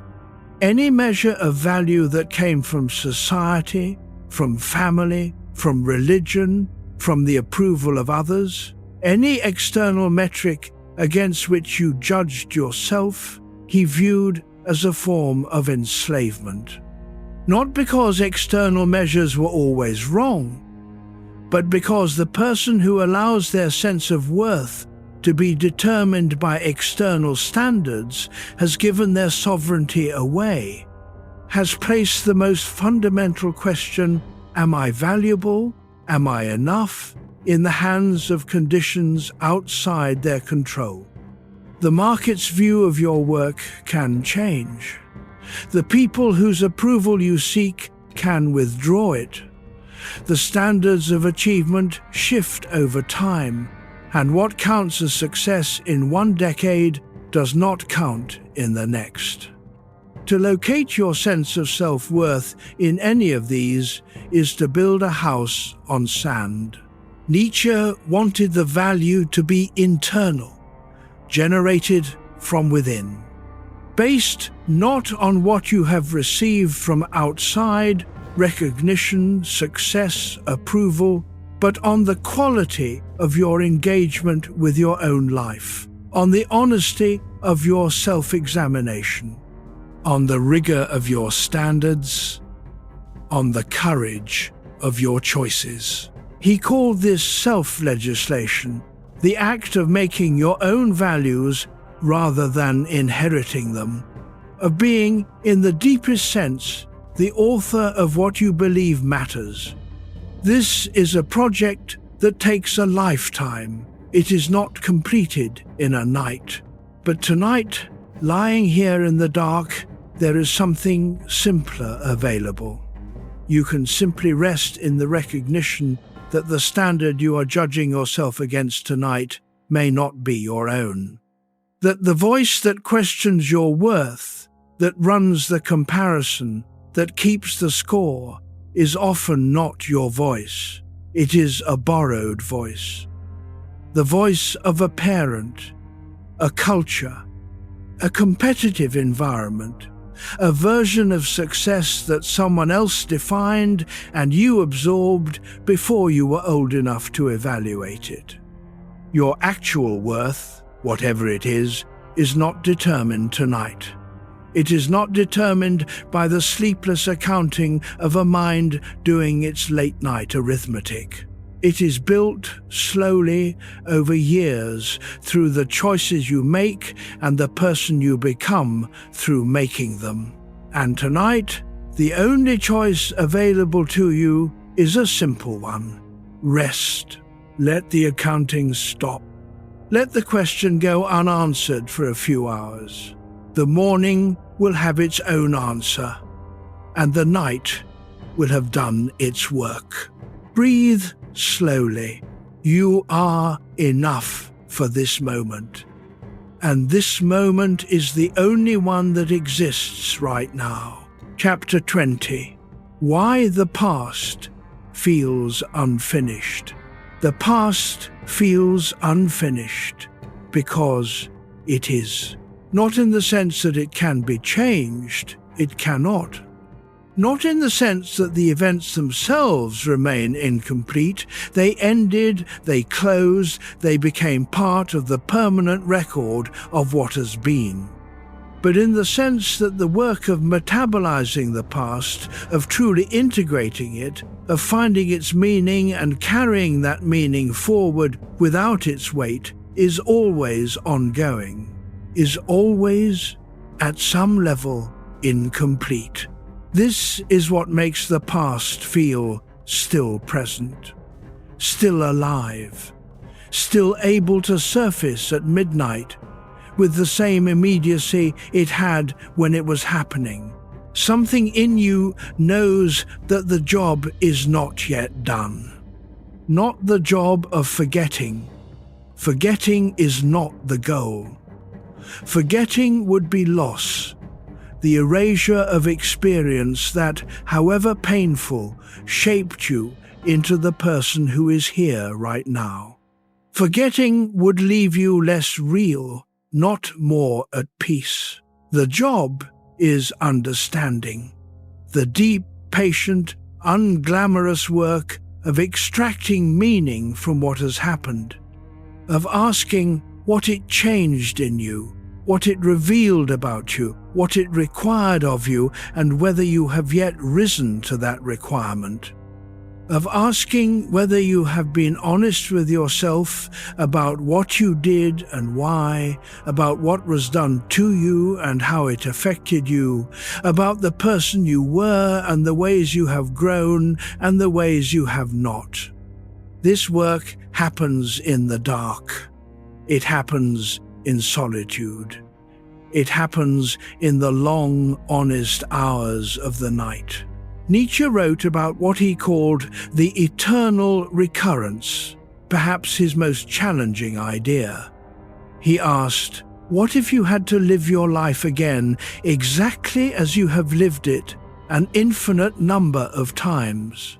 Every choice, every mistake, every triumph, every failure, repeated without change, forever?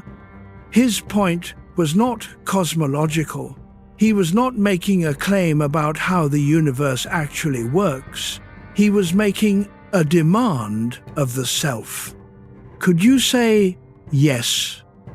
Not resignedly, not with suppressed grief, but with genuine affirmation, with the full-bodied yes of someone who has made peace with what they have done, who has taken responsibility for what they chose, who has found in the actual texture of their life, flawed, incomplete, often falling short of intention, something worth repeating. The past feels unfinished because you have not yet said yes to it. Not all of it, perhaps. Some of it is easy to affirm. The moments of genuine love, the choices made with integrity, the times you showed up for someone who needed you, the work you did that mattered. But some of it is harder. The failures you have not yet made peace with, the choices you cannot yet look at without flinching. The person you were in certain moments, impatient, selfish, avoidant, small, that you have not yet forgiven. Those are the parts that feel unfinished. And they will continue to feel unfinished until you have given them the honest, unglamorous attention they require. Not tonight. Tonight is for rest. But perhaps tonight, in the slow, quiet drift towards sleep, in the loosening of the mind's grip on control, some small piece of that work will happen. Some small piece of the past will shift slightly, will become, by a fraction, more integrated, more yours, more real. That is enough. The past is becoming the past. Slowly, in the dark, it is settling, and so are you. Chapter 21. The loneliness of self-knowledge. There is a particular loneliness that comes with knowing yourself well. It is not the loneliness of being misunderstood, though that is present too. It is something more interior, the loneliness of being the person who sees themselves clearly, who cannot comfortably maintain the useful illusions that make social existence easier, who knows their own patterns well enough to predict their own failures, who has examined their own motivations honestly enough to see the self-interest behind the altruism, the fear behind the confidence, the wound behind the pride. Self-knowledge of this kind creates a particular kind of solitude, because most people, even the people who are closest to you, even the people who love you best, do not want to be close to this version of you. They want to be close to the version that is certain, the version that has resolved its own questions, the version that presents itself with the confidence of someone who has arrived. The self-knowledge that admits uncertainty, that holds its own conclusions loosely, that remains permanently in question about its own deepest nature, that self does not make for easy company. It is unsettling to be around because it is a reminder that certainty is performed rather than possessed. Nietzsche wrote about this with something approaching warmth, which was unusual for him. He described the self-knowing man as one of the loneliest people alive, not as punishment for his self-knowledge, but as its natural consequence. The person who sees clearly is often unable to participate fully in the comfortable conversations that most social life consists of. The conversations that rely on shared assumptions, on unexamined values, on the agreement not to look too closely at the actual foundation of things. He can participate in these conversations. He can be charming, engaged, fully present.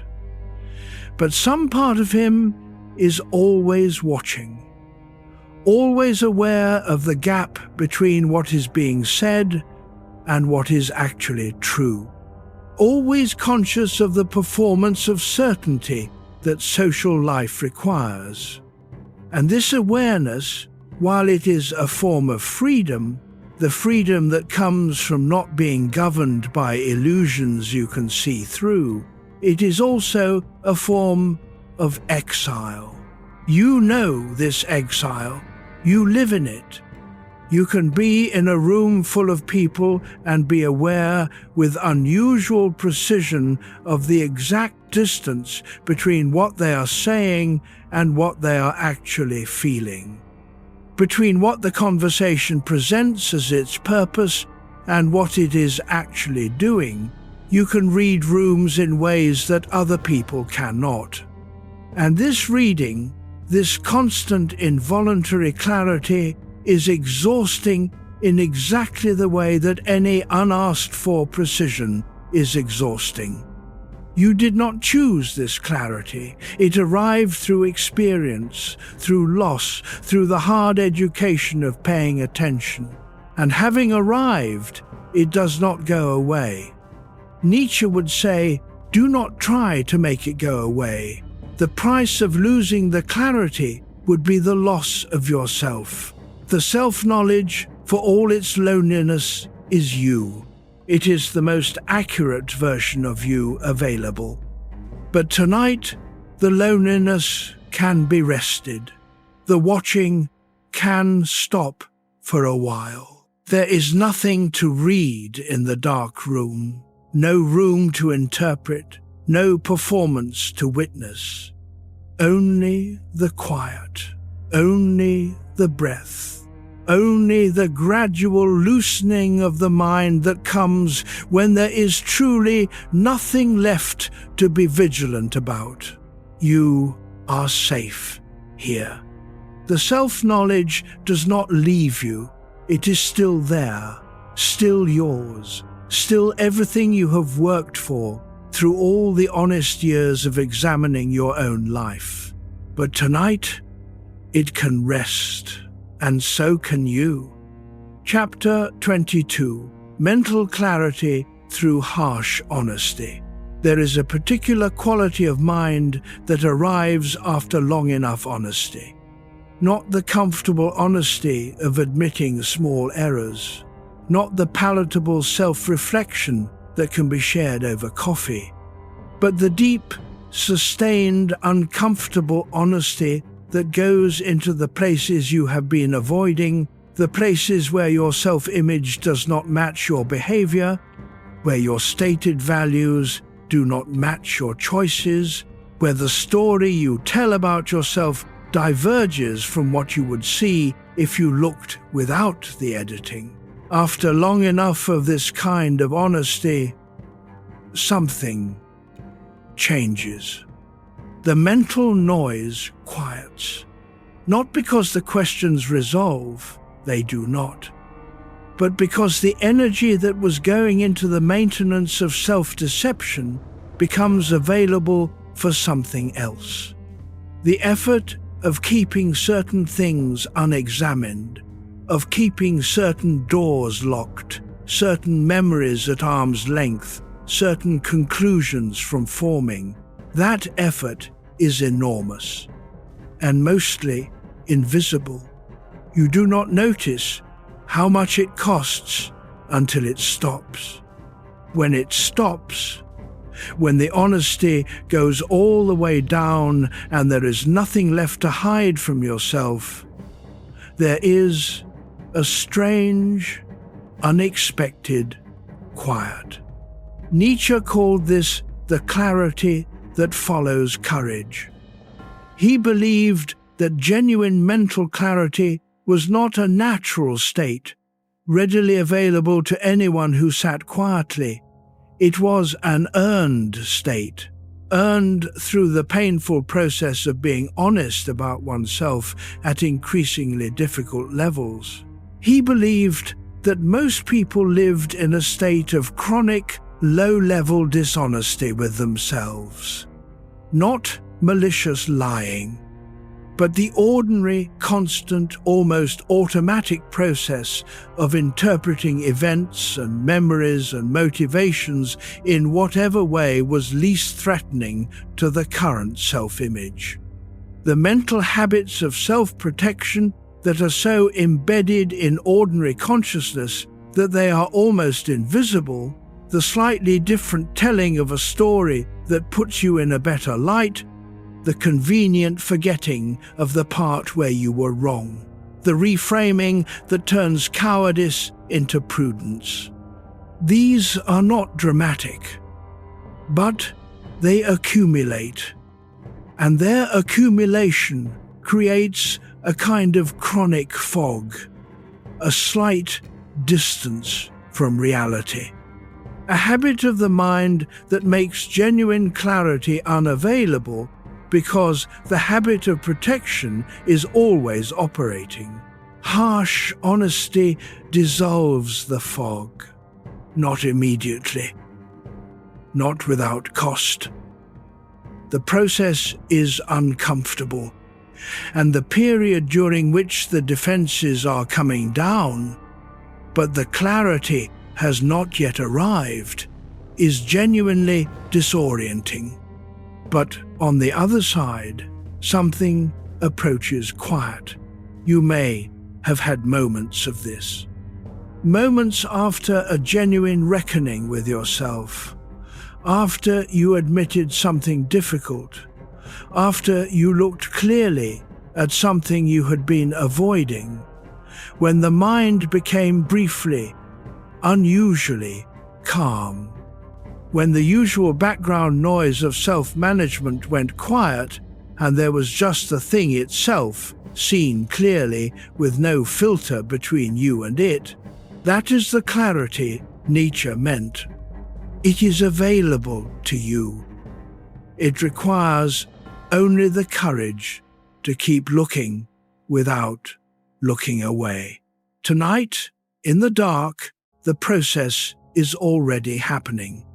The quiet of the night, the absence of distraction, the gradual relaxing of the mind's daytime grip, all of this creates conditions in which things can be seen more clearly. Not comfortably, but clearly. Let what needs to be seen be seen. Not everything, not all at once, just the next honest thing. And then breathe, and then rest. Clarity does not require solving everything. It only requires seeing what is actually there. You are already doing that. Chapter 23, Nietzsche and the Problem of Comfort. Nietzsche had a problem with comfort. Not with rest, not with pleasure, not with the ordinary satisfactions of being alive in a body that sometimes feels well, and sometimes feels warm, and sometimes has exactly what it needs. These he did not object to. He objected to comfort as a value, comfort as a life goal, comfort as the criterion by which decisions were made, the arrangement of a life in which the primary aim was to avoid discomfort, to minimize difficulty, to smooth out the edges of experience until everything was manageable and nothing was too hard. He watched the culture around him, the European bourgeoisie of the late 19th century, and what he saw was a civilization that had made comfort into its highest aspiration. A civilization that valued safety above truth, ease above growth, the absence of suffering above the full, difficult experience of being alive. He called this the last man, the final form of the human being, reduced by the pursuit of comfort to a creature of small ambitions and smaller courage. A person who blinks, he actually used this image, a kind of flat, contented blinking, at a world from which all genuine challenge has been removed. Who says we invented happiness, in a tone of self-congratulation that strikes Nietzsche as the most damning self-indictment possible? He was not entirely wrong about the danger. And you, lying here at midnight with a mind too active to sleep, are evidence of the specific kind of person he believed might survive the last man's world. Someone for whom comfort is not enough. Someone whose restlessness is the refusal of something in him to be satisfied with the smooth, managed, difficulty-free version of life. Your insomnia is, in this reading, a form of resistance.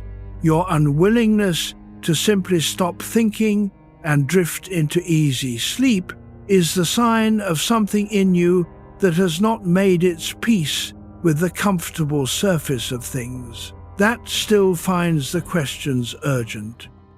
That still experiences the gap between what is and what could be as a real and pressing thing. This does not mean suffering is desirable for its own sake. Nietzsche did not believe that. He was not a masochist of the intellect. What he believed was that genuine growth, genuine change, genuine becoming requires contact with difficulty, with the things that resist you, with the experiences that exceed your current capacity and therefore force expansion. The comfortable life, by design, does not offer these things. It smooths them out, removes them before they can do their difficult, necessary work. But tonight is not comfortable, is it? Tonight, something is present that your comfort-seeking self would prefer to be absent. Something restless, something unresolved, something that will not be smoothed away by effort or distraction. That something is not the enemy. It is the part of you that is still growing. Let it be here. Do not try to make it go away prematurely. And at the same time, let the body rest. Let the muscles soften. Let the breath deepen. Growth does not require constant vigil. It also happens in sleep, in the recovery, in the quiet after the effort. You have been struggling with something for a while now. It is all right to set it down. Sleep is not surrender. Sleep is the renewal that makes the struggle possible tomorrow. Chapter 24. Men who cannot stop reflecting. You are one of the people who cannot stop. Not in the sense of addiction, not in the sense of compulsion that harms you, but in the simpler, more foundational sense that reflection is simply what your mind does. Left to its own devices, without a task or an input demanding its attention, your mind goes inward. It examines. It revisits. It weighs and considers and returns to what it has already weighed and considered, seeking either greater clarity or greater peace, and usually finding neither, finding instead only the restless awareness of how much remains unresolved. This is your condition, has been, probably, for as long as you can remember. You were likely the child who thought too long about things, who found the obvious jokes less funny because you were thinking about what was underneath the joke, who could not simply accept the given explanation, but always found the next question waiting. Who lay awake even then, even at an age when sleep should have been effortless, turning something over. That child is still here, older, more experienced, better equipped in many ways to navigate the world, but still turning things over, still unable to stop. Nietzsche wrote with unusual compassion for this type. He did not see it as a defect. He did not prescribe better sleep hygiene or cognitive behavioral techniques. He looked at the reflective man and said, "You are what philosophy actually looks like from the inside, not the academic game, not the debate, but the genuine, ongoing, lived engagement with the questions that matter." He wrote about what he called the examined life, following Socrates, but pushed further. He said that the examined life was not merely worthwhile, it was the only life that was genuinely alive. That the person who does not examine, who does not turn things over, who does not live with the questions, is not really living, is moving through the motions of a life without encountering it. You encounter your life every day, often at inconvenient times. Certainly tonight. The inability to stop reflecting is not a dysfunction to be corrected. It is the very mechanism by which you know yourself, by which you learn from your experience, by which the things that happen to you become, over time, not just events, but wisdom. The reflective mind, used well, is the instrument of genuine growth. Used poorly, it is the engine of rumination, the circular, repetitive, self-destructive return to the same painful thoughts without any new insight. Only the same pain rehearsed. The difference is not in whether you reflect, it is in what direction the reflection moves. Downward is good. Deeper into honest understanding, into new questions, new perspectives, new integrations of experience. This moves. Lateral is not movement. The same thought from the same angle with the same conclusion. This only exhausts. Tonight, if the reflection is happening, let it move downward. Let it go deeper rather than wider. Let it ask questions you have not yet asked, rather than rehearsing the ones you know by heart. And when it has gone as deep as it can go tonight, when it has given what it has to give, let it rest. You cannot stop reflecting, but you can stop for tonight. The questions will still be there in the morning.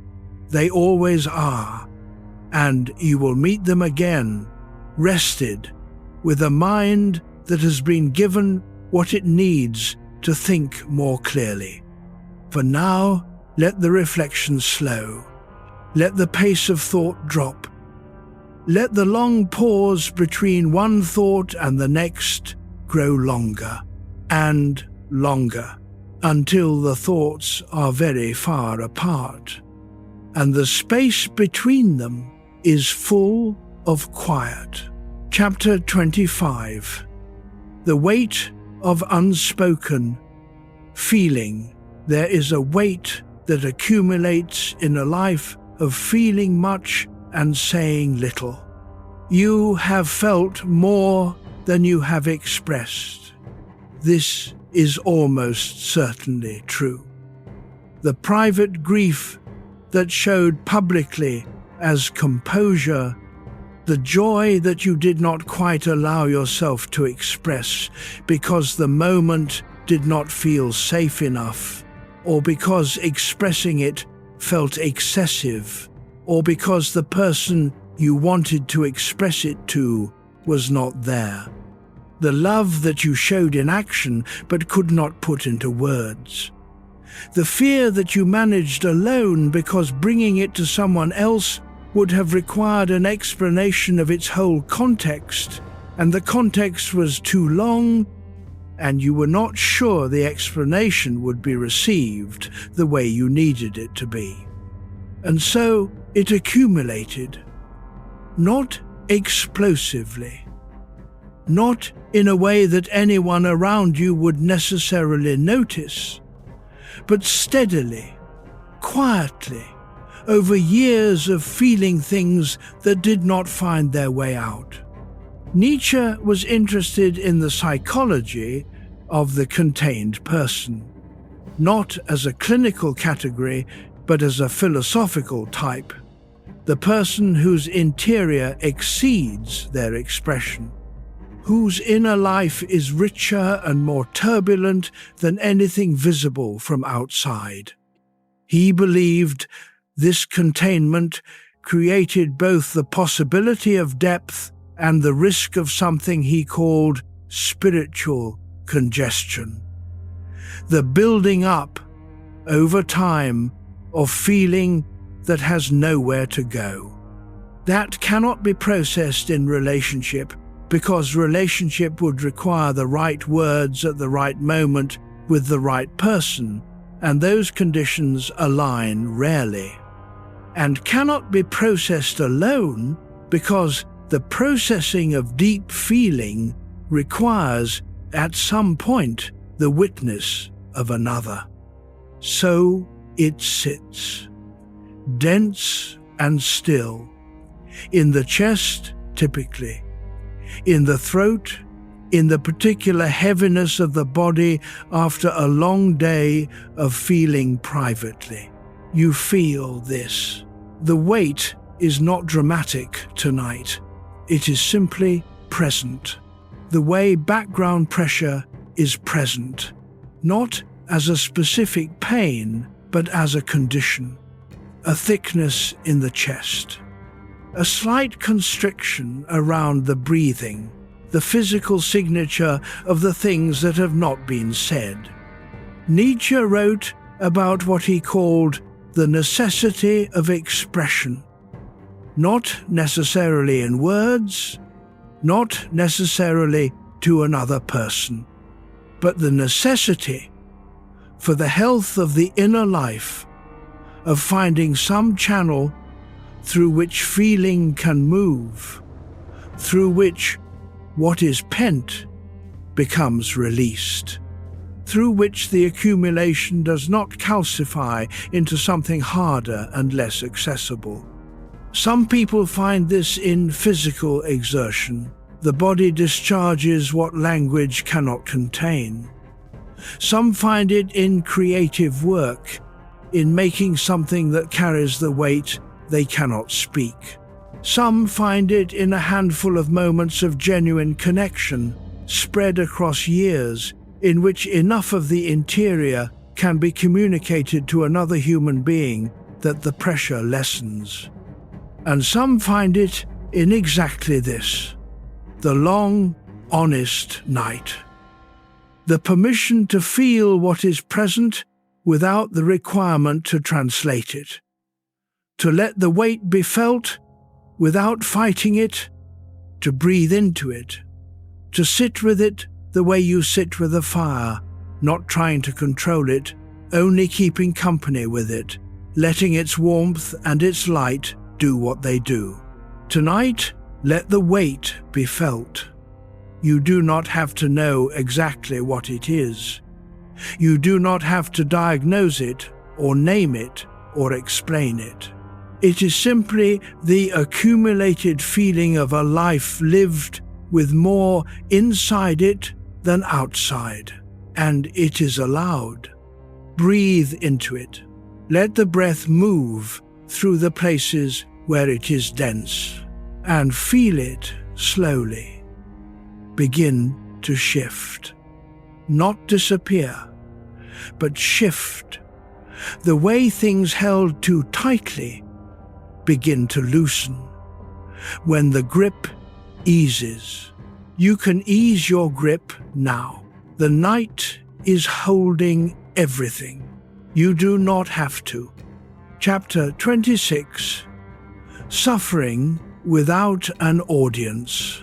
The most private kind of suffering is the kind that has no audience. Not necessarily the most severe suffering. Sometimes the suffering that others can see, that gathers witness and support, is more acute than what is hidden. But the most private kind is specific in a way that deserves attention. It is the suffering that cannot be explained to anyone else without losing its essential quality. The suffering that, by its nature, is yours alone. Grief for a version of yourself that no longer exists. Mourning for a future that did not materialize. The particular pain of having wanted something badly and having accepted, finally, that it will not come. These are real forms of suffering. They happen. They shape people in lasting ways. But they do not make good conversation. They do not produce the kind of visible, explainable pain that allows others to respond with appropriate sympathy. They require more context than can usually be provided. They point to desires and values and self-conceptions that you have not shared with anyone in their full form, and so they remain private, carried without witnesses. Nietzsche was more interested in private suffering than in public suffering. He thought private suffering was more honest. Public suffering, the kind that is performed, that is offered to others for recognition, that seeks comfort from outside, carried with it the distortion of the audience. The way feeling changes when it knows it is being witnessed, the way the narrative sharpens and simplifies in the presence of listeners, losing its genuine complexity in favor of a form that can be received and responded to. Private suffering retained all its complexity, all its ambiguity, all its genuine difficulty, because it did not need to be simplified for anyone. And in that complexity, Nietzsche found something valuable. He found the raw material of genuine insight, the unfiltered experience that, if engaged with honestly rather than escaped from, could produce the kind of understanding that no comfortable life could generate. He wrote, "I have suffered too much not to have become the richest teacher of my own experience." Not boasting, observing. The suffering taught him things he could not have learned any other way. Not because suffering is inherently instructive. It is not. It is possible to suffer enormously and learn nothing.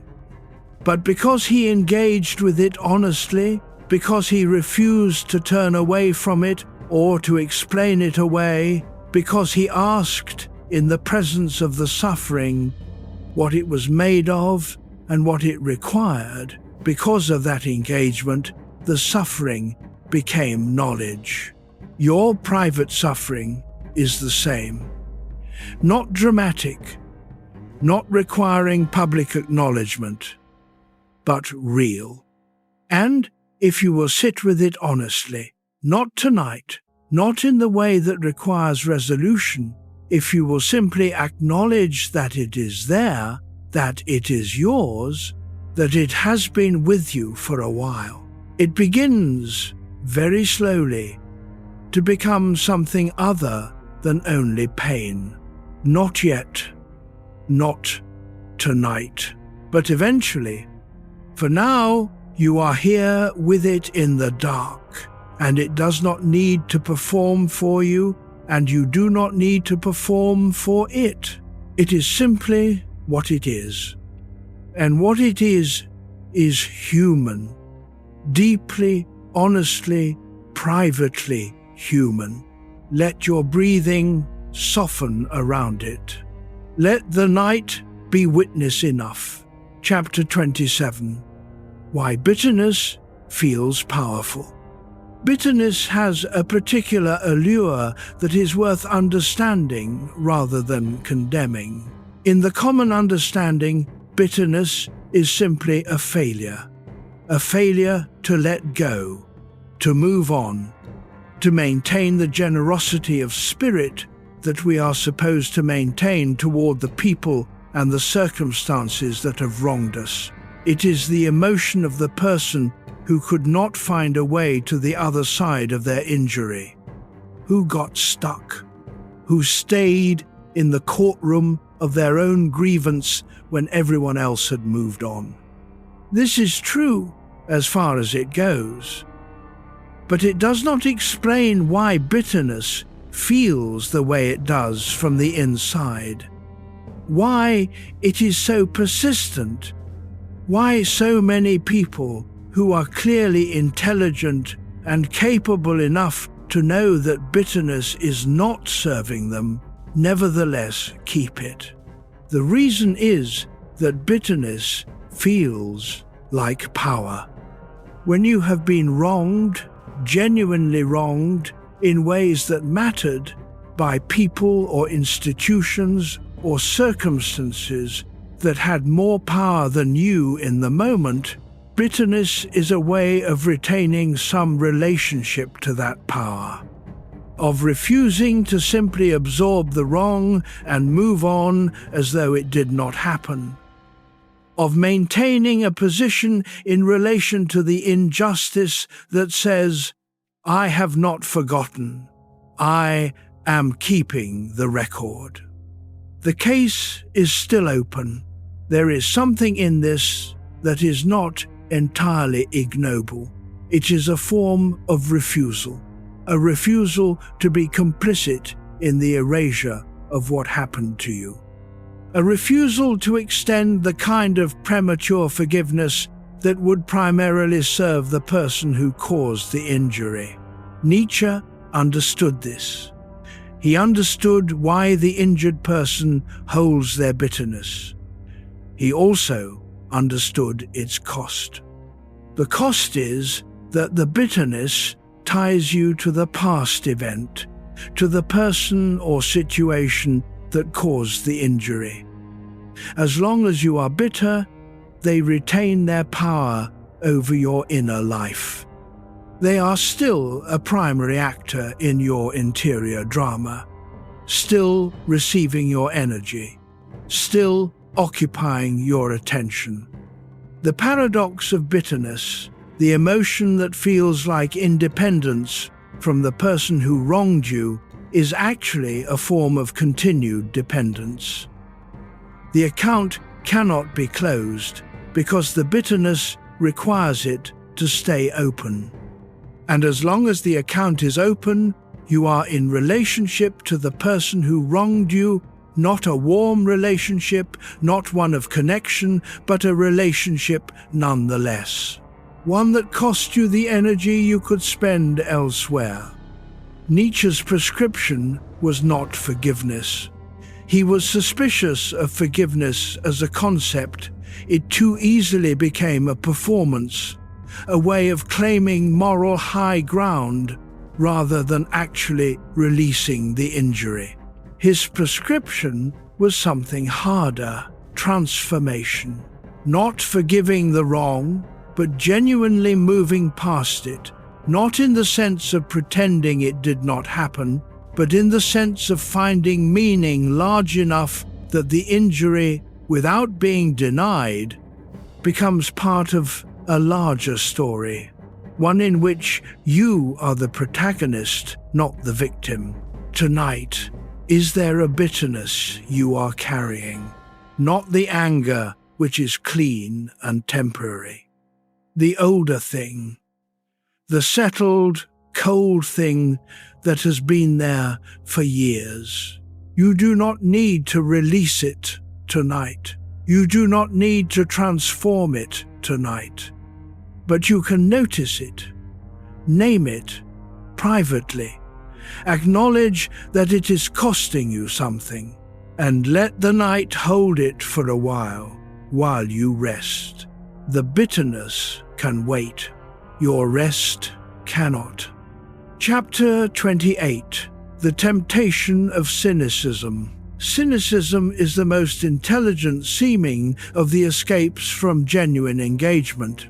It presents itself as wisdom, as the inevitable conclusion of a mind that has thought carefully enough, that has lived long enough, that has been disappointed enough times to see through the comfortable illusions that sustain the naive. It says, "I have been here before. I know how this ends." The idealism does not last. The good intentions produce the usual results. The people who say the right things do the wrong ones. The institutions that promise justice deliver something else. The projects that begin with genuine fire burn down to ash and habit. All of this is true, and cynicism knows it. That is its power. But cynicism takes the truth of its observations and uses it to justify disengagement. It says, because these things are true, nothing is worth full investment. Because idealism has failed, expectation should be eliminated. Because people have disappointed, they should be expected to disappoint. Because hope has proven costly, hope itself should be abandoned. Nietzsche despised cynicism, not because it was wrong in its observations, often it was right, but because it was cowardly in its conclusions, because it used an accurate diagnosis of the world's difficulty as permission to stop caring, as a reason not to love anything fully, not to commit to anything wholly, not to invest in anything with the complete abandonment of a person who genuinely believes the thing is worth the investment. He said, the cynic is a wounded idealist, a person whose expectations were too brittle to survive contact with reality, and who, rather than developing a more resilient form of engagement, chose instead to eliminate expectation entirely. This is not strength. It feels like strength. It presents itself as strength, as hardness, as realism, as the mature recognition of how things actually are. But it is, in Nietzsche's terms, a form of exhaustion. The exhaustion of someone who has stopped trying, who has found, in the posture of skeptical detachment, a way to be insulated from the pain of genuine investment. You have probably moved towards cynicism at various points. Most thinking people do.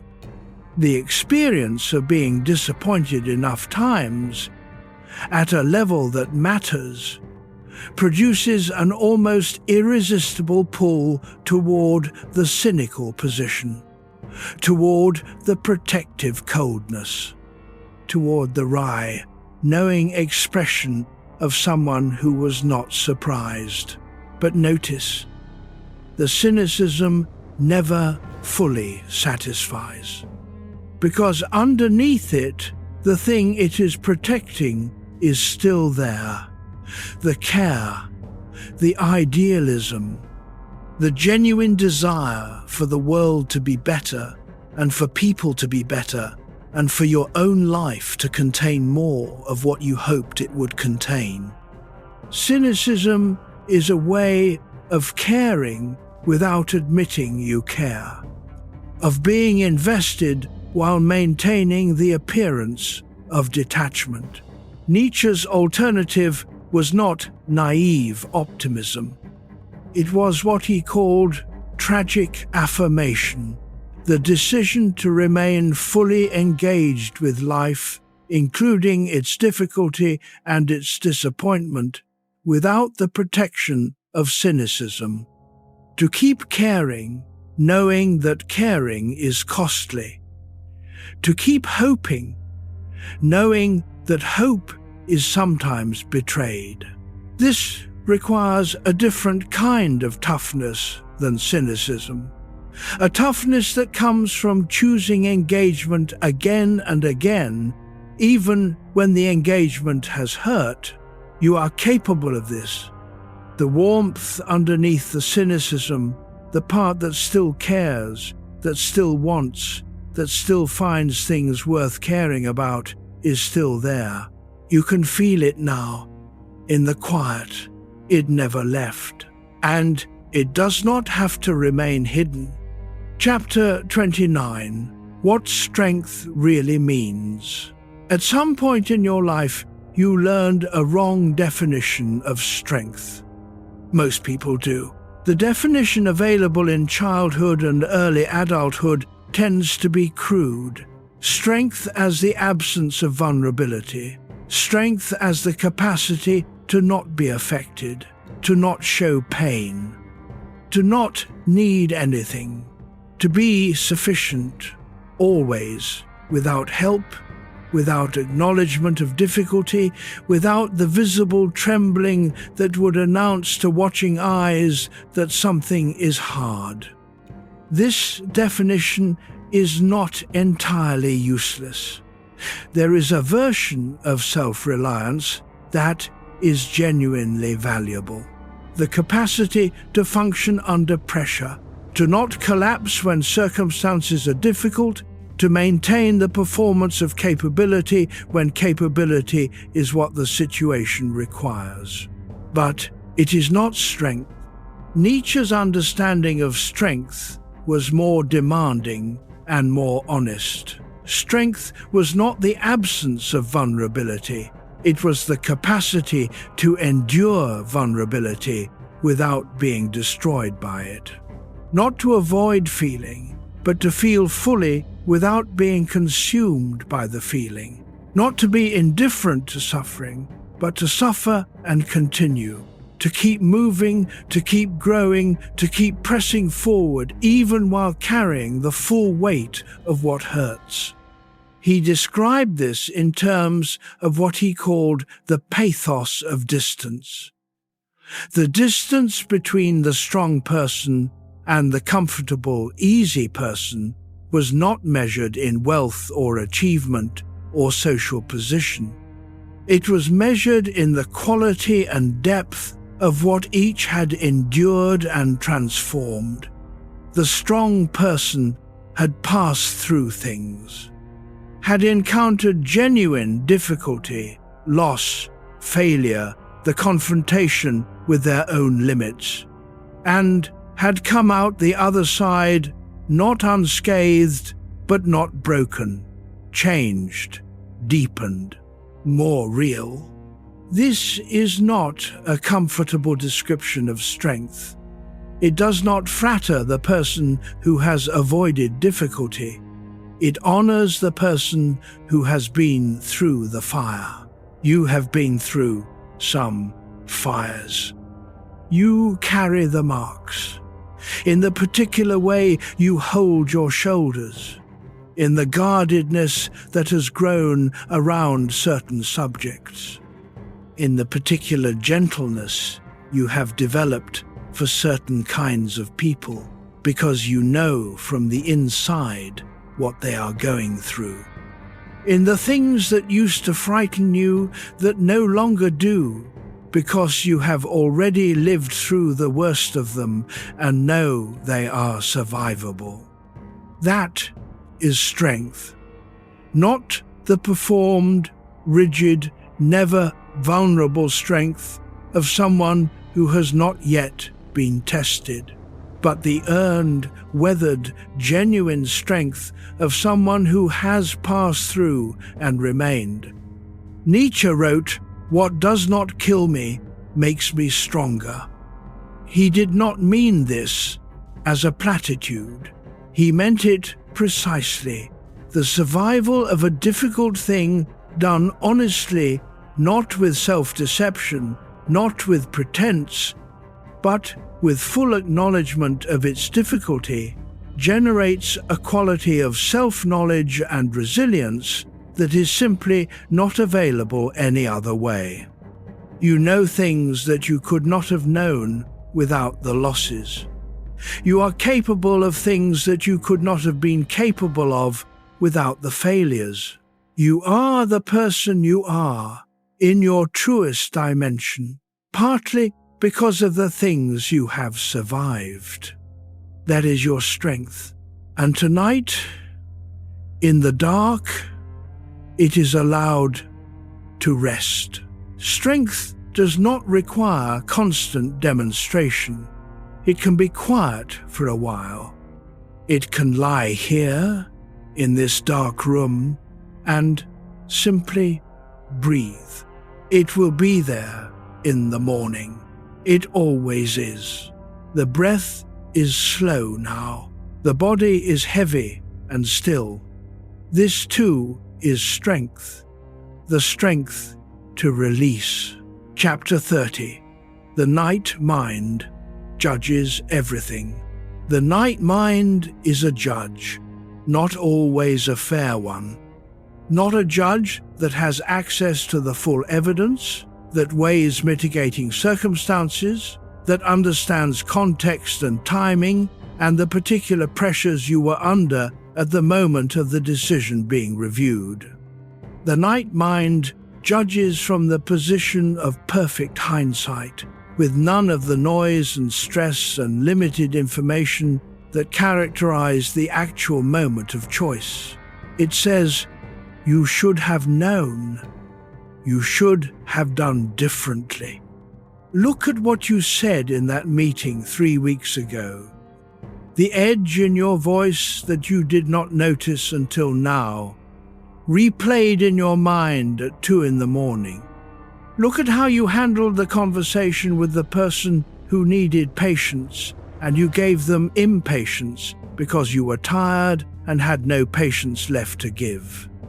Look at the choices made from fear that you told yourself at the time were made from wisdom. The night mind sees all of it, and it holds court without mercy. Nietzsche understood the tyranny of the inner judge. He called it, in its destructive form, the ascetic ideal, the tendency of the serious-minded person to turn their considerable intellectual powers against themselves, to weaponize the very capacity for honest self-assessment that is supposed to be the instrument of growth and turn it into the instrument of self-destruction.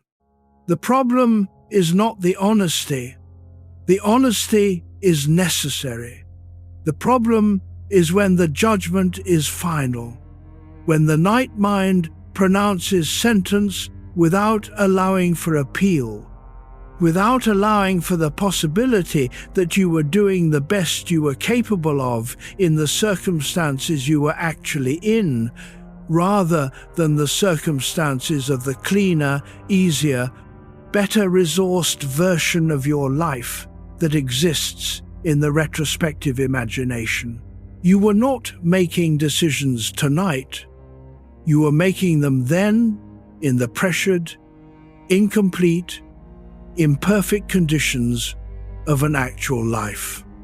The night mind forgets this. It sees the choice in isolation, stripped of its context, measured against a standard of perfection that was never available to the actual you, in the actual moment, under the actual conditions. This is not justice. It is self-cruelty. Nietzsche reserved his harshest language for self-cruelty, not because he thought self-criticism was wrong, but because he believed the person who turns their own life into a tribunal, who lives in permanent session, judging themselves without reprieve, finding themselves always and definitively wanting, has chosen suffering over growth, has chosen the feeling of moral seriousness over the actual project of getting better. The night mind is judging you right now. You can feel it. The specific place in your chest where the verdict sits.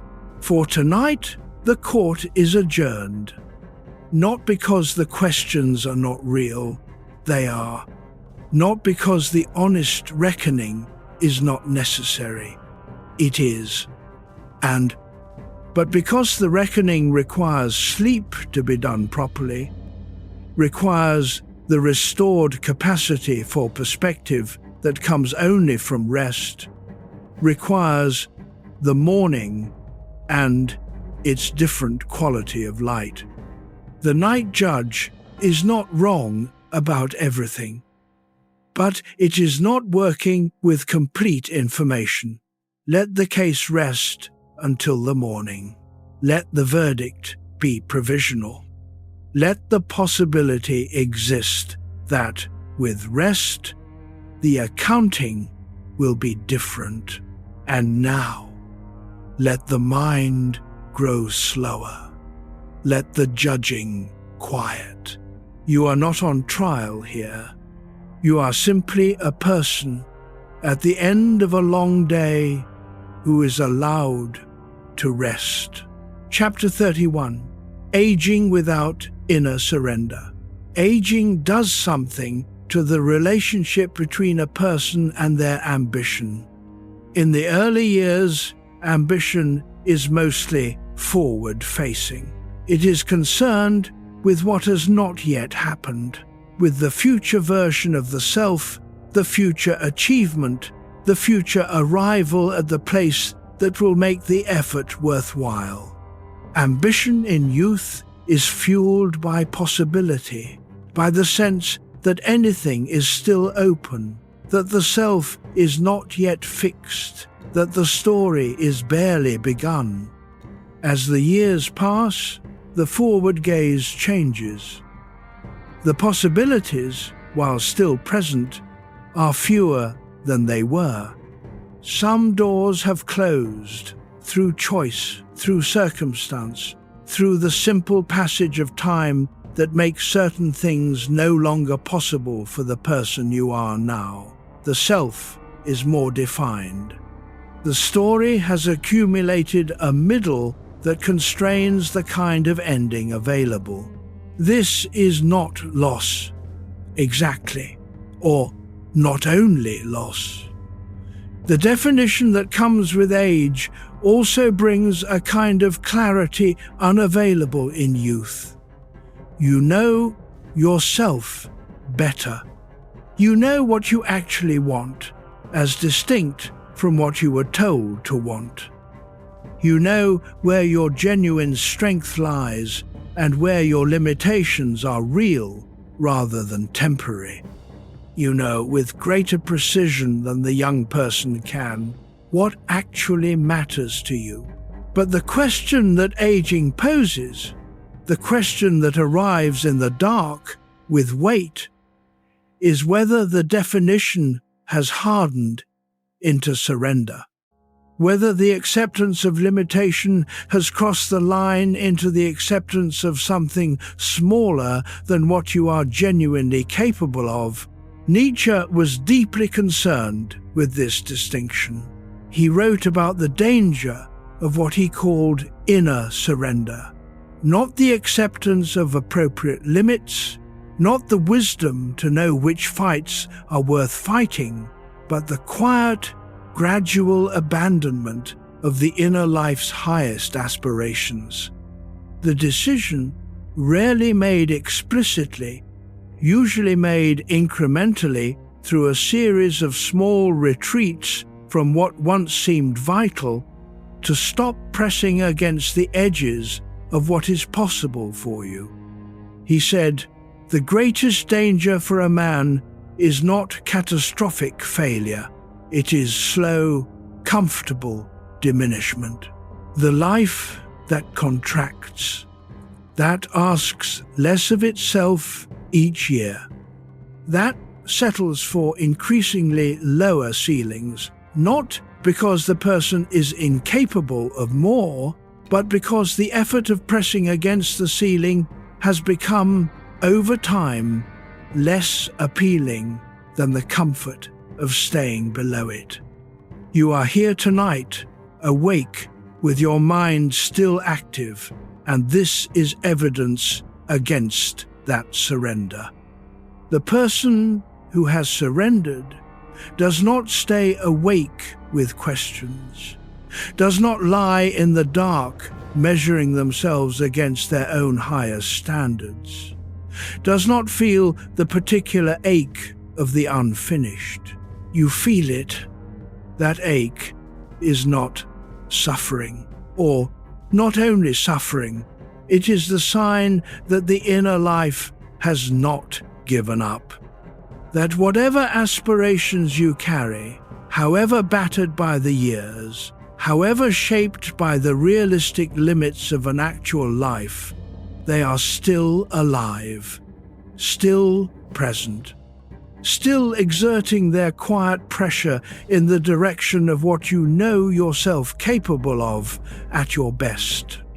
Aging without inner surrender does not mean refusing to accept limits. It means refusing to accept limits that are not actually there. It means knowing the difference between a genuine ceiling and one you have constructed out of habit or fear or the exhaustion of trying. Tonight, the trying can rest, but the aspiration does not have to. It can stay here, quietly, alive, in the dark, and in the morning it will still be exactly where you left it. Chapter 32, Why Some Men Grow Hard. Some men grow hard as they age. Not cruel, not cold towards specific people, but hard in a general sense, more contained, less porous, less willing to be moved, more defended, more careful about what is allowed in and what is kept at arm's length. If you have watched this happen in men you know, in fathers, in older colleagues, in men you admired when you were younger and watched change as the years moved, you may have found it sad. The man who was once more open, more warm, more easily affected, who has become over time more armored, who now holds the world at a distance that was not there before. And if you have watched it happening in yourself, the gradual thickening of the shell, the growing wariness, the quieting of certain responses that used to be available, you may have mixed feelings about it. Part of you recognizes the armor as necessary, as earned, as the reasonable response to a world that has, over enough time, provided sufficient evidence that openness is costly. Nietzsche was interested in this hardening. He distinguished between two kinds. There is the hardening that is growth, the development of what he called a harder self. A self that is tougher not because it has closed off, but because it has been tested and found its actual strength. A self that can say no when no is the honest answer, that can maintain a position under pressure, that has learned through the experience of being too open and being hurt by it, where the genuine limits of appropriate openness are. And there is the hardening that is atrophy, the closing that happens not through strength, but through exhaustion. Not because the person has become genuinely tougher, but because the cost of remaining open has become too high, and the decision, usually unconscious, rarely explicit, has been made to manage the cost by closing down. The first kind of hardening is healthy. The second is a form of dying before death. The sign between them, the first kind of harder self can still be moved, still has access to genuine feeling, still finds things beautiful and moving and worth caring about. The armor is selective. It keeps out what genuinely needs to be kept out, while remaining permeable to what deserves to be let in.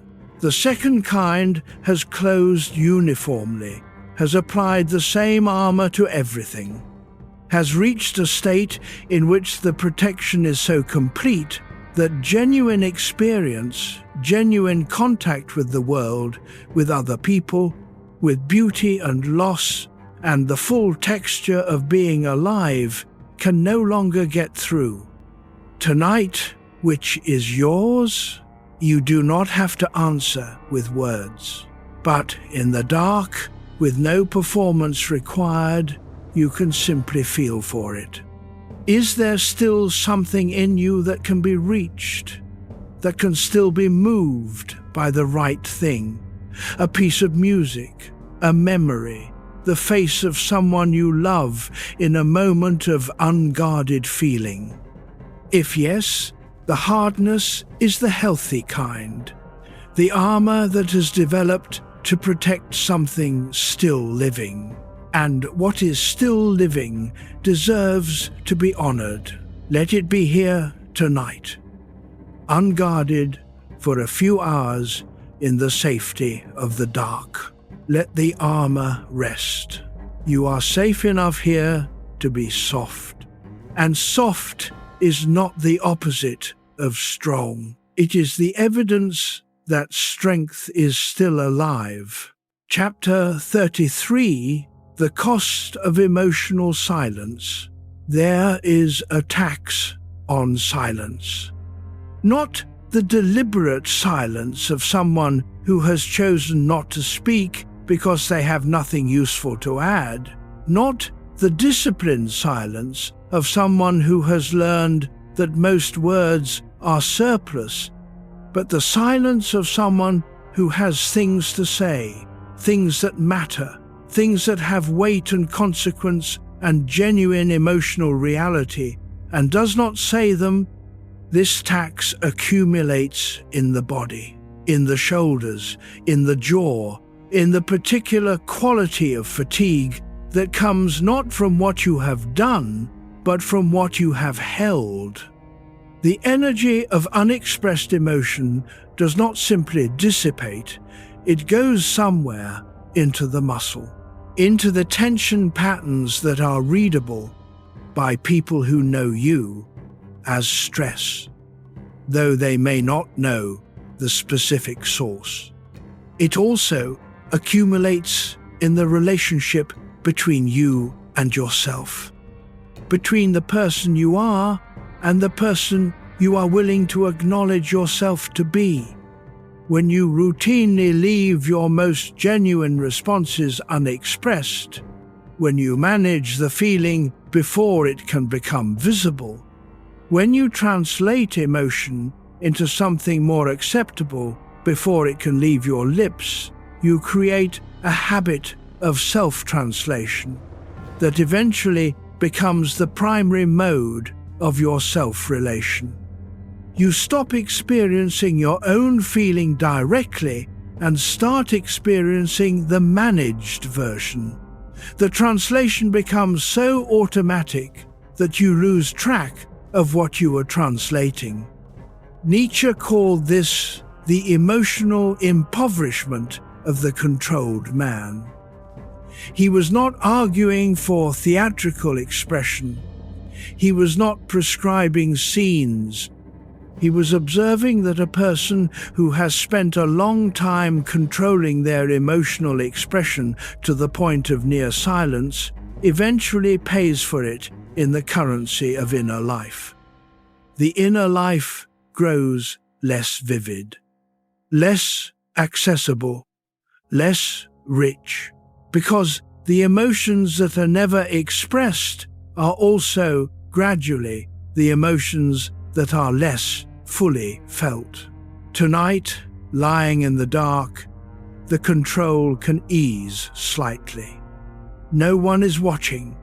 No one needs to be managed. The performance is off. Whatever is felt, whatever is present beneath the controlled surface, it can be felt here, without translation, without the managed version, not expressed dramatically, not released into the room, but simply felt, acknowledged, let pass through the body the way breath passes through. The cost of emotional silence is real, but it is not permanent. The account can be addressed, slowly, in private, in moments like this one, moments of genuine safety in the dark. Let whatever needs to move through you move, not dramatically, just steadily, the way water moves through channels that have been blocked and are slowly becoming clear again. Your body knows how to do this. Your breath knows how to carry it. Let the body work. Let the breath do what it does, and rest into the space that the feeling leaves behind. Chapter 34. Desire that outlives youth. Desire does not retire when youth ends. This is one of the things that is not spoken about in the ordinary social discourse about what happens as men get older. The public conversation tends to frame maturity as a process of reduction, of wanting less, of needing less, of finding peace in diminishment. The older man who has learned to be content with what he has, who has released the urgencies of his youth, who sits quietly with modest want, at peace. This image is partly true. There is a form of genuine peace that arrives when certain desires are recognized as belonging to a phase of life that has passed, when the competitive urgencies quiet, when the particular hunger of youth for recognition, for proof, for the demonstrations of capability that youth requires, transforms into something more settled. But beneath those surface desires, the deeper ones remain. The desire to matter, to have made a difference that can be pointed to have loved and been loved in a way that was genuine, to have created something, a life, a body of work, a set of relationships, a legacy visible or invisible, that could stand as evidence that your particular presence in the world was not incidental. These desires do not quiet with age. They intensify. They become more focused, more urgent, more specifically articulated as the time available to address them grows shorter. Nietzsche wrote about desire not as weakness, but as the primary evidence of vitality. The person who no longer desires, who has truly let go of wanting, who has accepted the smallness of their wants and ceased to press against the edges of what is possible for them, that person, in his view, is already in the process of dying. Desire is the will to life, the continuing insistence that things are not yet finished, that the story has more to it, that the self has not yet expressed everything it has to express. You still want things, important things. You want the work to mean something, the relationships to deepen rather than merely endure, the version of yourself that you carry as an ideal to become, at least in part, actual. These desires, in the dark and the quiet, can be acknowledged without the pressure of immediate action. You do not have to do anything about them right now. The desire can be simply present as itself, as the evidence of something still alive and pressing in you, something that has not given up on the life you are still in the process of making. Let the desire be here. Not demanding, not urgent, just present. Like a fire that does not need to be stoked tonight, but is still burning. Steady and low, yours, and in the morning it will be there to warm you. For now, breathe. Let the want be quiet. Let the body sink into the stillness of the bed. Let the desire rest as much as desire is capable of resting. It will be exactly where you left it. Chapter 35. The will that refuses to sleep. There is something in you that refuses to fully stop. Call it the will. Call it the drive. Call it the part of you that has been moving since long before you understood why it moved, that presses forward, that gets back up, that finds, again and again, a reason to continue when continuation seems like the harder option. You have felt this in your life. In the moments after genuine failure, when the reasonable response would have been to revise your expectations significantly downward, there was something in you that did not revise, that regrouped, that started again. Not out of optimism, you may not have felt optimistic, but out of something more stubborn than feeling, something that did not require a good feeling to keep moving. Nietzsche's will to power was this, in its truest form.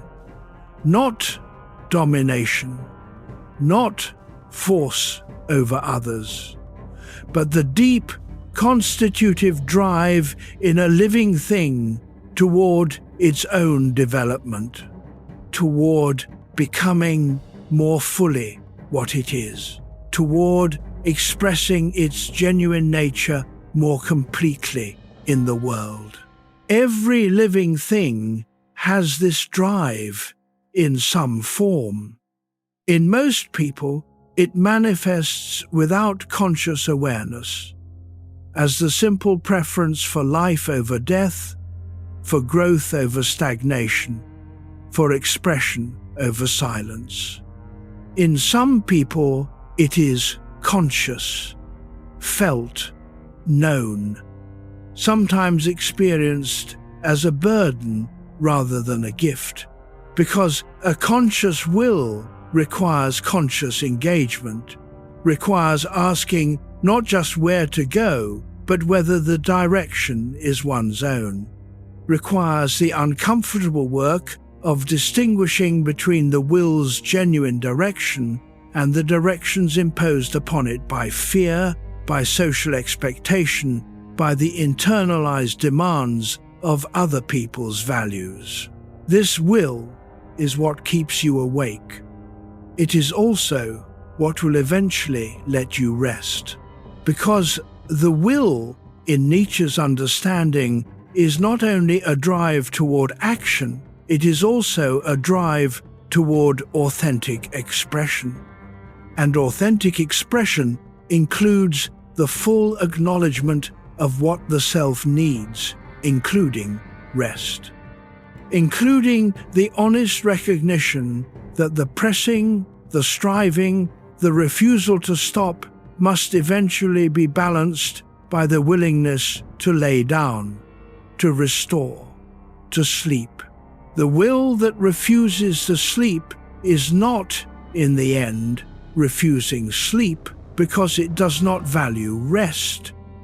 It is refusing to sleep because something is unresolved that it cannot let go of yet. Something that needs a little more attention, a little more acknowledgement before the release becomes possible. What does it still need? Perhaps only to be seen, to be recognized, to have its presence acknowledged before the shutting of the eyes. Consider this: your will has been active today, has pressed and organized and insisted and driven you through the hours, has served you, has refused to give up when giving up would have been easier. You can honor it now, not with more effort, but with acknowledgement. I see you. I know you are there. You can rest now, not permanently, not even for long, only for these hours. And in the morning, it will rise again, as it always does, ready. For now, let it soften. Let the striving ease. Let the will that refuses to sleep take its permission, finally, to do exactly that. The night is very deep now, and the quiet is very real, and sleep is close. Let it come. Chapter 36. Nietzsche on becoming who you are. The last instruction Nietzsche ever gave himself, the project he said contained everything, was 3 words: become who you are. Not who you were told to be, not who the world decided it needed you to be, not the compromised version, the safe version, the version designed to be acceptable, but who you actually are, in the deepest, most honest, most essential sense of that word. He borrowed this phrase from Pindar, the ancient Greek poet, become who you are, but he made it his own by making it a project rather than a description. Not, you are already who you are, so simply be that, but who you are is not yet fully actual. It is still potential, still in the process of becoming real. And the task of your life is to close the distance between the potential and the actual. This is not a small project. It requires, first of all, knowing who you are, which requires the kind of honest self-examination that most people avoid because it is genuinely difficult and the results are genuinely uncertain, and the person it reveals is not always the person you preferred to believe you were. It requires courage, not dramatic courage, the daily, quiet courage of choosing the honest answer over the comfortable one. of building a life that reflects your actual values rather than the values you have been assigned, of becoming incrementally in the small choices of ordinary days, more of the person who has always been trying to emerge. Nietzsche did not complete this project. He collapsed at 55 into mental illness, and the remaining decade of his biological life was spent in silence. The person who had thought so much, who had pressed so hard against the limits of what a human being could understand about themselves, was gone before he could arrive.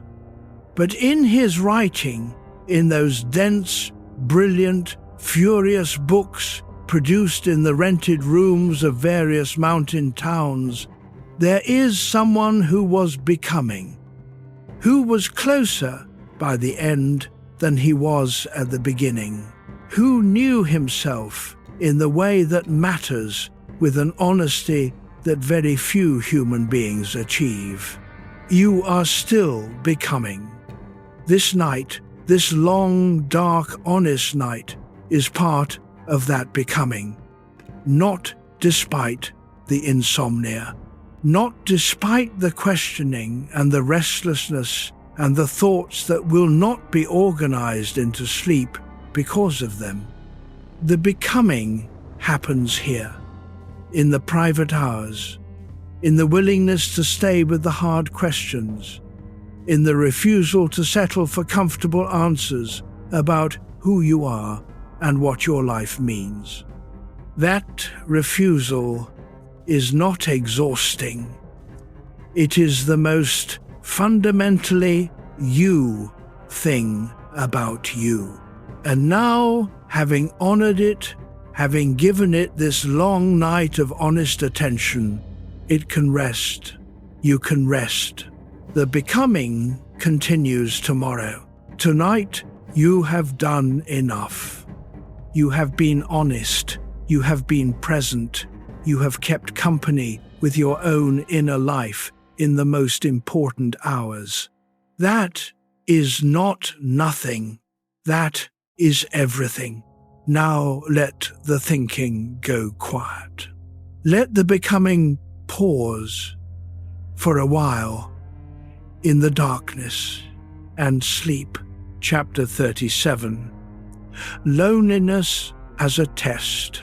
The night is very quiet now, and in that quiet, whatever you have been carrying, the thoughts, the questions, the weight of the day, and the weight of the years, begins slowly to settle, not resolve, not disappear, but settle, the way sediment settles in still water, moving toward the bottom, leaving the surface clear.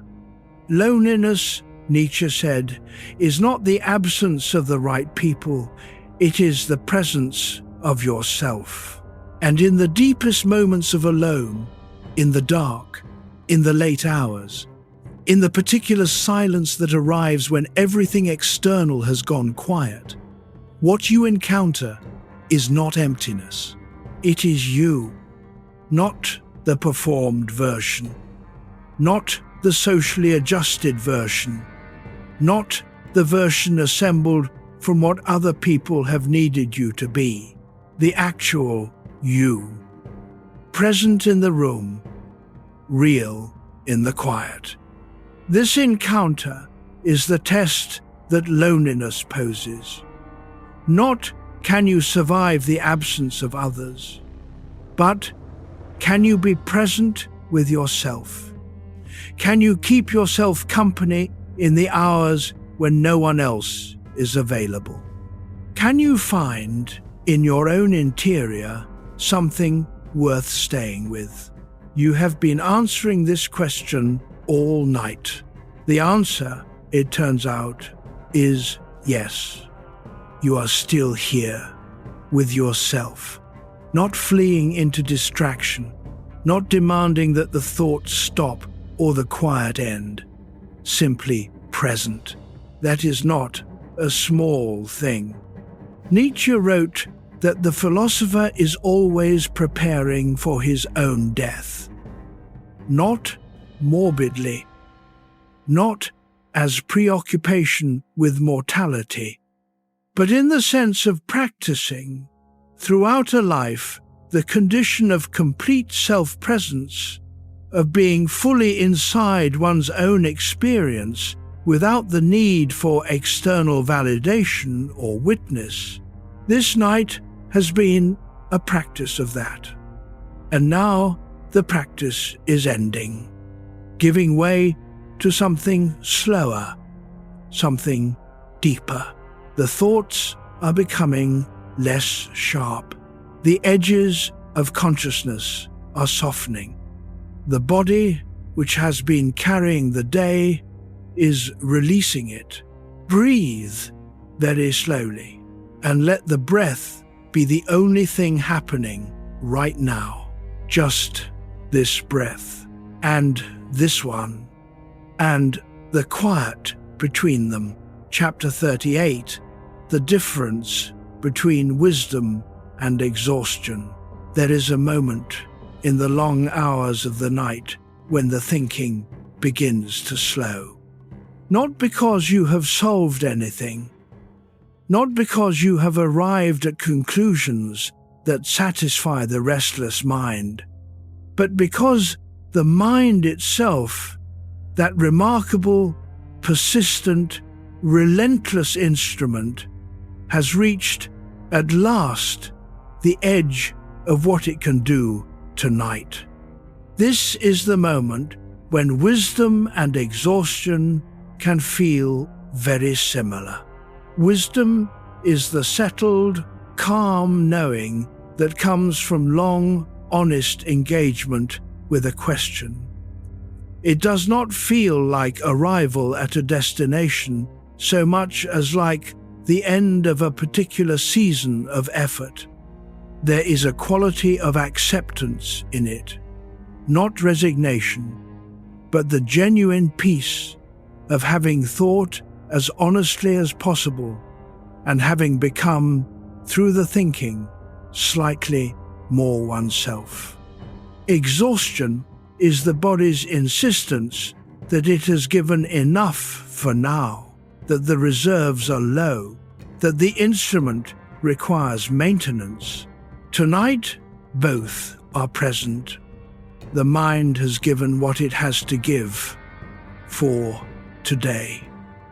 Not everything, not the full resolution of every question it carries, but what it could give tonight, in these particular hours, with this particular energy available, and the body is asking for rest, not as weakness, as the honest requirement of a physical being that has been used well and needs its restoration. Nietzsche understood this economy.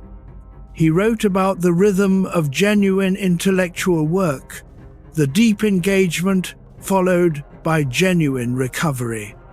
Not the false recovery of distraction, but real recovery. Sleep, the genuine setting down of the instrument. He wrote his own deepest ideas in short bursts of concentrated effort, because his health would not allow more. And from those constraints, he learned something about the value of recovery, about how ideas continue to work in the resting mind, how the thinking done during the day is processed and integrated during sleep in ways that feel, upon waking, like insight. You may wake tomorrow with something slightly clearer than it was tonight. Not from the effort of tonight's thinking alone, but from what the sleeping mind will do with it in the hours ahead. Trust that. Trust the night to do its work. The wisdom and the exhaustion are both real. and they are both pointing the same direction, downward, into the quiet, into the rest that is now very close. Your breathing is very slow now. Your body is very still. The thoughts are very far apart, and the space between them is filled with something that is not quite thought and not quite sleep. That in between rests there for a while. It is a good place to be. Chapter 39, Old Pain, New Interpretation. Old pain does not go away, but it can change. This is worth knowing. This is worth lying with in the dark and letting settle into the understanding. The events that hurt you, the ones that left marks, that changed the shape of your interior, that made you more careful in certain places and more guarded in others, those events are permanent. They happened. They are part of the permanent record of your life. But how you interpret them is not permanent. Interpretation changes. Sometimes slowly, over many years, sometimes suddenly when a new piece of information or a new experience creates a context in which the old event looks different. When you understand something about yourself or about the other person or about the circumstances that you did not understand before, and the understanding rearranges what you have been carrying, this is not revisionism, not the editing of history to make yourself feel better. It is something more honest than that. It is the ongoing process by which your growing self makes new sense of your accumulated experience, by which what was once simply pain becomes, in time, something more complex. Something that contains pain but also contains knowledge that could not have been gained any other way. Nietzsche called this the revaluation of values. The willingness to take what you have inherited, including from your own past, including the interpretations you made of your own suffering when you were younger and less experienced, and examine whether those interpretations still hold. Whether the meaning you assign to the hard things is still the most honest and useful meaning available. Often it is not. The meaning you assigned to a loss when you were in the middle of losing it was the meaning available to a person in acute pain, without the distance or the perspective or the additional life experience that now exists. The meaning available now is different, more complex, more honest. Tonight, as you drift, as the thoughts become softer and the mind begins to loosen its grip on the day, there may be an old thing that looks different.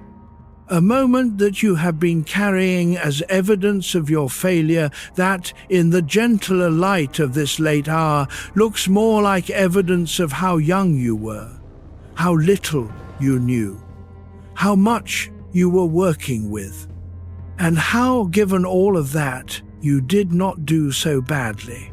You do not need to force this. It comes when it comes in the loosening. Just let the loosening happen. Let the mind soften its grip on what it has been holding. Let the old pain rest in a different position for a while, and notice if the weight is slightly different. The body is very relaxed now. The breath is very gentle, and everything is quieter than it was. Chapter 40. Why Deep Men Distrust Easy. Happiness. You have probably been suspicious of happiness that arrives too easily. Not of happiness itself, of the easy kind, the thin kind, the happiness that does not know what it is resting on. That has not cost anything and therefore feels, from the inside, as though it is not quite real. You have been around people who seem genuinely content with uncomplicated lives, who do not lie awake, who do not carry the weight of unresolved questions, who find sufficient meaning in the ordinary satisfactions of work and family and comfort without the nagging awareness that something more might be available or required.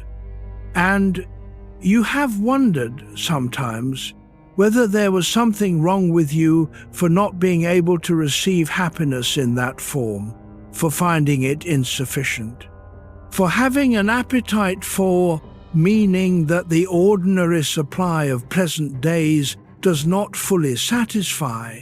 Nietzsche would say, there is nothing wrong with you. He would say that the capacity for easy happiness is, in certain forms, a kind of limitation, not a moral failing, but a limited depth of engagement with the questions that make human life serious. The person who is easily happy has not gone far enough into the difficulty to understand why easy happiness is insufficient, has not pressed hard enough against their own limits to know what genuine satisfaction, the satisfaction that comes from meeting a real challenge with your genuine capacity, actually feels like.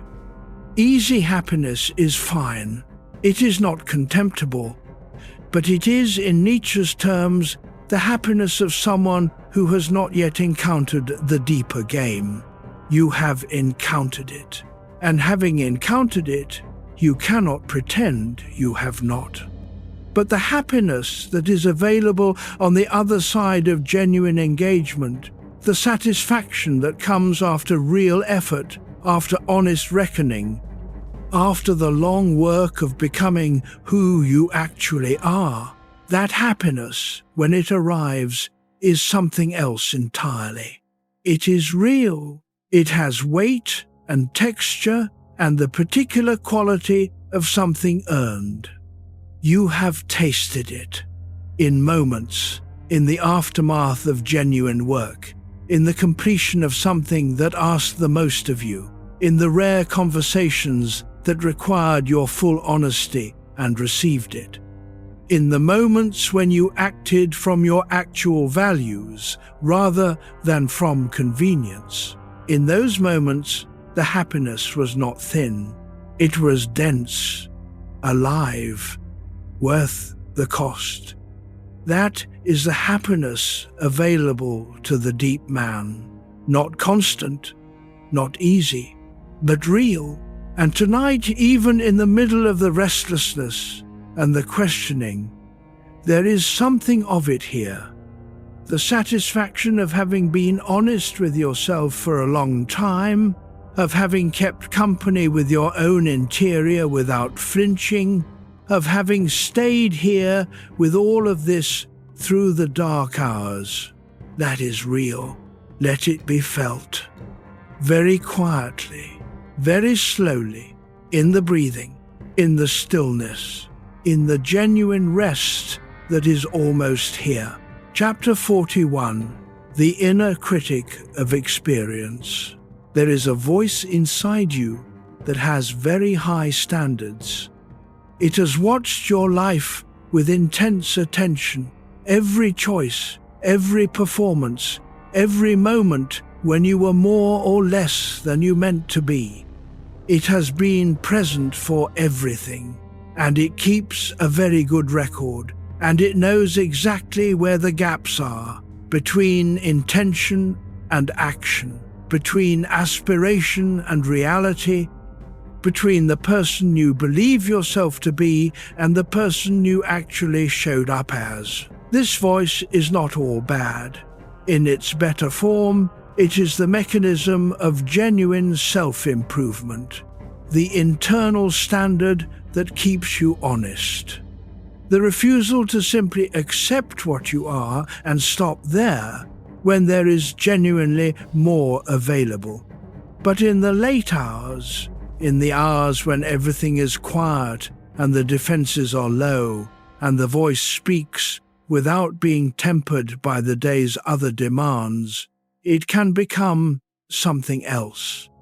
It can become the voice that reviews everything and finds it wanting, that assesses the day and the year and the decade and sees not the genuine accomplishments, but only the gap between what was hoped and what was achieved, that runs the accounting in a way that always comes up short. Nietzsche called this voice the ascetic priest inside the modern soul, the internalized moralism that has taken the place of external religious judgment. The judge who lives inside, who watches, who knows what you have done, who holds you to a standard that can never quite be met. He wanted this voice quieted, not silenced permanently. The standards it holds are real and worth holding, but quieted sufficiently that the self could breathe, could rest, could recognize that meeting every standard on every day is not what a human life actually looks like, and that the self, which does not collapse under the continuous assessment of every shortfall, is not weak, it is wise. Tonight, the inner critic can put down its clipboard. The assessment is complete for today. You know what it found. You have heard it. It has spoken. And now, in the hour before sleep, in the gentlest part of the night, when the body is very still and the thoughts are very soft, you do not have to listen to it anymore. Let it rest. Let the standards remain yours, honest, held with intention, but not spoken right now, not active right now, just the quiet, just the breath, just the very real, very actual, very present experience of lying here, in the dark, almost asleep, almost there. Chapter 42, A Life Measured in Midnights. If you were to measure your life not by its official achievements, not by titles or salaries or the things that appear on a resume, but by its midnights, what would you find? You would find the midnights of genuine grief, the ones that came after real loss, the loss of people, of possibilities, of versions of yourself that could not survive what happened. The ones that were simply dark, with nothing redemptive in them, when all you could do was be in them and wait for them to pass.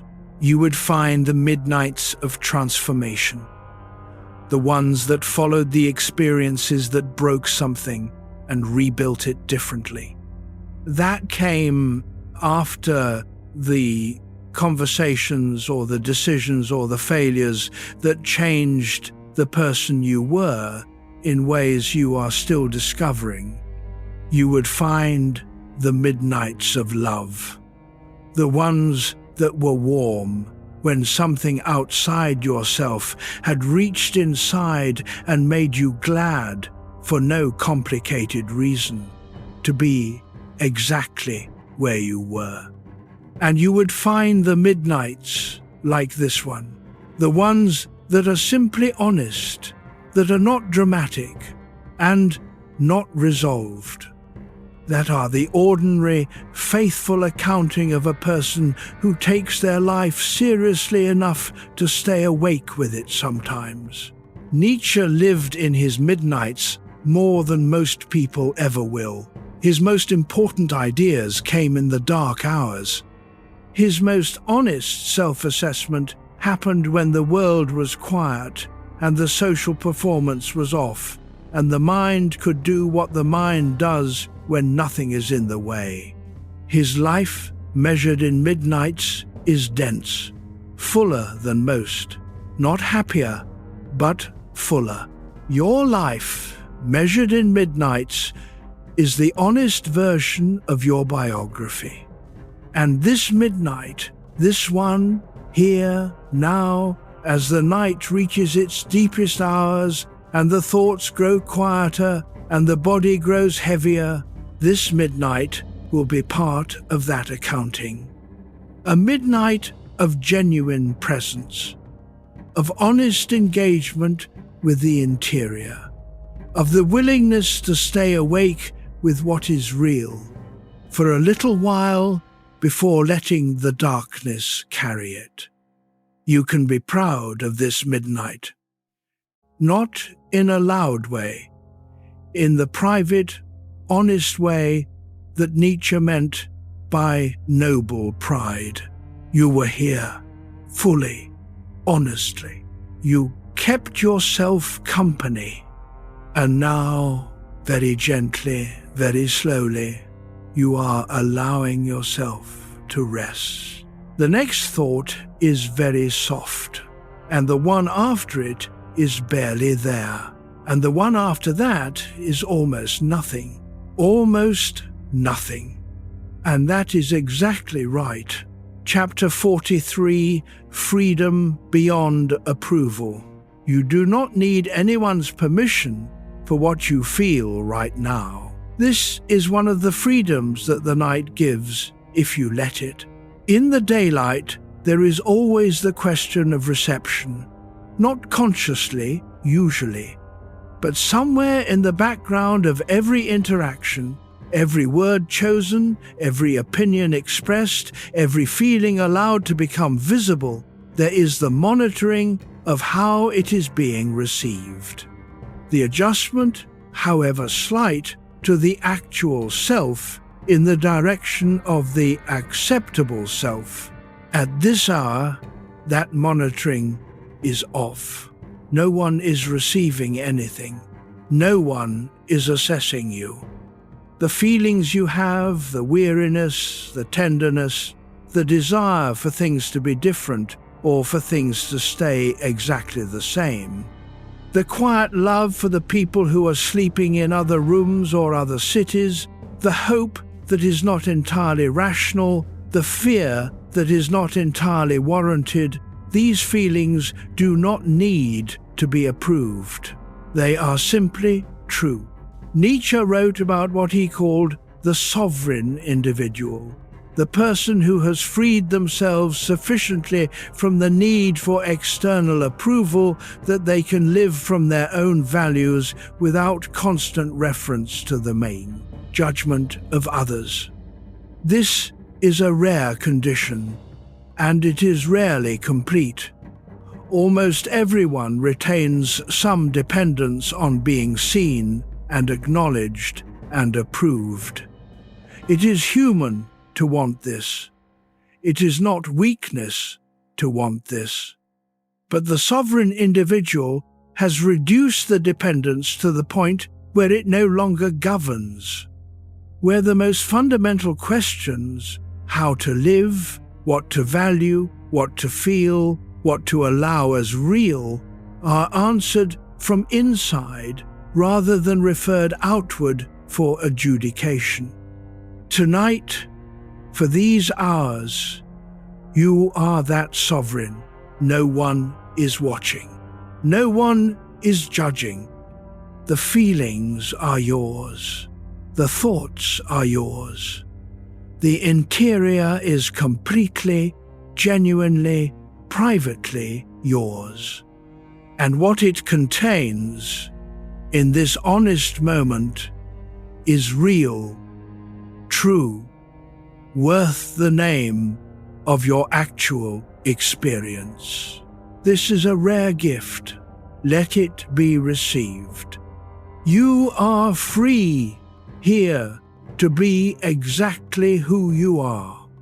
And who you are is someone who thinks deeply and feels genuinely and carries important things and has survived a great deal and still, despite all of it, continues. That is more than enough. That is everything. And now the words are becoming very gentle, and the thinking is very slow, and the room is very quiet, and you are very close to the rest that you have been working toward all night. Just a little further. Let the breath lead and follow it down. Chapter 44.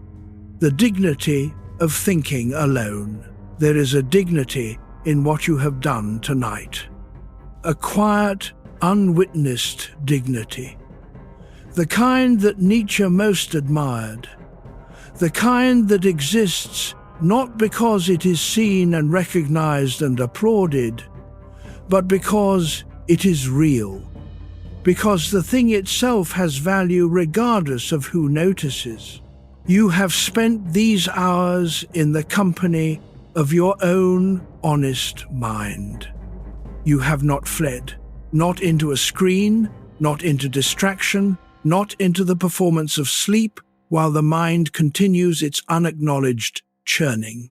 You have been present with full honesty with what is actually happening inside you. That takes something. Not everyone can do it. Most cannot for long. The impulse to reach for something easier, something that does not require staying present with the uncomfortable, with the unresolved, with the genuine texture of one's own inner life, is almost irresistible. You resisted it, not heroically, not dramatically, but steadily, hour after hour, allowing the thoughts their presence, giving the night its full weight, staying with what is real rather than replacing it with what is comfortable. Nietzsche spent his career attempting to describe what genuine intellectual honesty looks like from the inside. Not the performed honesty of the person who admits flaws in public for the purpose of appearing humble, but the private, unglamorous, ongoing honesty of someone who will not let themselves look away from what is actually there. That is what you have practiced tonight. The dignity of thinking alone. It is not the dignity of achievement. It does not produce anything visible, but it produces you, the more honest, more present, more self-aware version of you that will wake up tomorrow. The one who has passed through this honest night and come out the other side still intact, still here. That is the product of this work. That is enough. The thoughts are very gentle now, barely thoughts at all, more like the faintest impressions, shapes without edges, feelings without names. The body is completely still. The breathing is very long and very slow, in and out, very slow, and the dignity of this quiet, honest night is surrounding you like warmth. You have done well. Now rest. Chapter 45. When suffering becomes insight. The room is very quiet now, and in that quietness, something shifts. The suffering that has been present, not dramatically, but steadily, in the background of the night, begins to feel slightly different, not gone, not resolved, not transformed into something easy, but slightly lighter, as though the attention you have given it, the honest, unhurried, unglamorous attention of these long hours, has done something, has metabolized something, has moved something through you that needed to move. Nietzsche wrote that suffering engaged with honestly becomes a teacher, not because suffering is inherently educational. It is not, Suffering without honest engagement is simply pain, raw, unprocessed, changing nothing except the depth of the wound. But suffering that is sat with, that is examined, that is allowed to be fully felt without the escape into numbing or the rush to resolution, that suffering has something to offer. A particular quality of knowledge, an understanding that is not available any other way. Not knowledge about the world, knowledge about yourself, about what you can endure, about what actually matters to you, because what you suffer for reveals what you love. About the shape of your own interior in a way that prosperity and ease never reveal. Tonight has been a form of that engagement. Not easy, but honest. And in the honesty, something has shifted. You cannot quite name what that is appropriate. The shifts that happen in the dark hours are rarely nameable immediately. They become visible later. In the small ways that tomorrow is slightly different from yesterday. In the quality of clarity that sleep sometimes delivers. But something has shifted, and the breath is very slow now. And the body is very heavy and very still, and the thoughts, which were so active a few hours ago, have grown very, very quiet, almost silent, almost nothing, almost sleep. You are so close. Let the breath carry you. Just the breath, just this moment, just this. Chapter 46, Peace for the Restless Man. Peace does not mean the absence of restlessness. It means the restlessness has found its home. The mind that does not stop, that turns things over, that stays awake, that asks the questions that have no clean answers. That mind does not become peaceful by becoming simple, by losing its depth, by forgetting what it knows and what it carries and what it feels.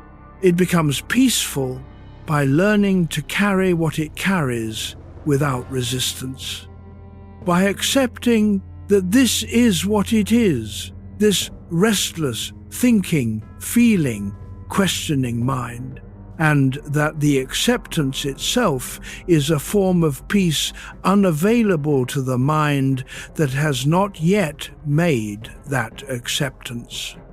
Nietzsche arrived at something like this, not serenity in the conventional sense. He was never serene, he was too alive for that, but a form of affirmation, a yes to the full nature of his own experience, including its difficulty. An amor fati that was not resignation, but genuine embrace. You do not have to arrive at that affirmation tonight. It is a lifetime's project. But tonight you can rest in something that resembles it. The acceptance that this is your mind, this is your life. This is the texture of your particular existence, rich and difficult and restless and full of things that will not be resolved in a single night. And it is yours, and it is enough. The restlessness can rest now, not permanently, not forever, just for these hours, just until the morning. The body is very heavy. The breath is very slow. The thoughts are very, very far away. Just the breath, just the dark, just the quiet that is surrounding you now. You are at peace, right now, in this moment. Peace. Chapter 47. letting the night pass through. The night is passing, not yet finished, but passing. The deepest hours are behind you now. Ahead, still unseen, still hours away, is the first grey suggestion of morning, the particular quality of darkness that comes just before the dark begins to thin. But you do not need to wait for that. You do not need to carry yourself to morning. Sleep will carry you there. Let the night pass through you the way weather passes through a landscape. Not something you hold, not something you resist, something that moves, that comes and goes. That leaves the ground slightly different from how it found it. The night has passed through you. It has found the things that needed finding, asked the questions that needed asking, sat with the things that needed company. And now it is moving toward its own end, and you can move with it into the deepest rest, into the place below thinking, below feeling, below even the awareness of the quiet, into sleep. Nietzsche walked his mountains in the dark hours, sometimes, turning things over, not because he chose sleeplessness, but because the thinking would not stop, and he walked until it did. By the end of the walk, the air was different. The mind was different. Something had loosened that had been held. Your night has been that walk, and now it is ending. And the loosening has happened, and you can stop walking and simply be still. The breath, very slow, in, out, the silence, so complete, so deep. You are here, safe, still, almost gone, almost. Chapter 48, Sleep After the Dark Reflection. This is the last thought. Not the last thought you will ever have, only the last one for tonight. And it is not a thought exactly, more like a recognition, quiet, simple, arriving without effort. You have been honest tonight with yourself, about yourself, in the long, dark, private way that matters most, in the way that no one else can do for you, and no one else can witness, and no one else can validate. You were here. You thought what you actually think. You felt what you actually feel. You carried what you actually carry. And now you are setting it down. Not permanently. It will be there in the morning, smaller and clearer and more manageable after the rest. The questions will still be questions. The things unresolved will still be unresolved. But they will look different. They always do in the morning. They will look like things that can be lived with, that can be worked on, that belong to a life still ongoing, still capable of movement, still full of the particular possibilities that only this particular life contains. Nietzsche said, "Become who you are." Tonight, for a few hours, you practiced exactly that. You were who you are, without the editing, without the performance, without the management.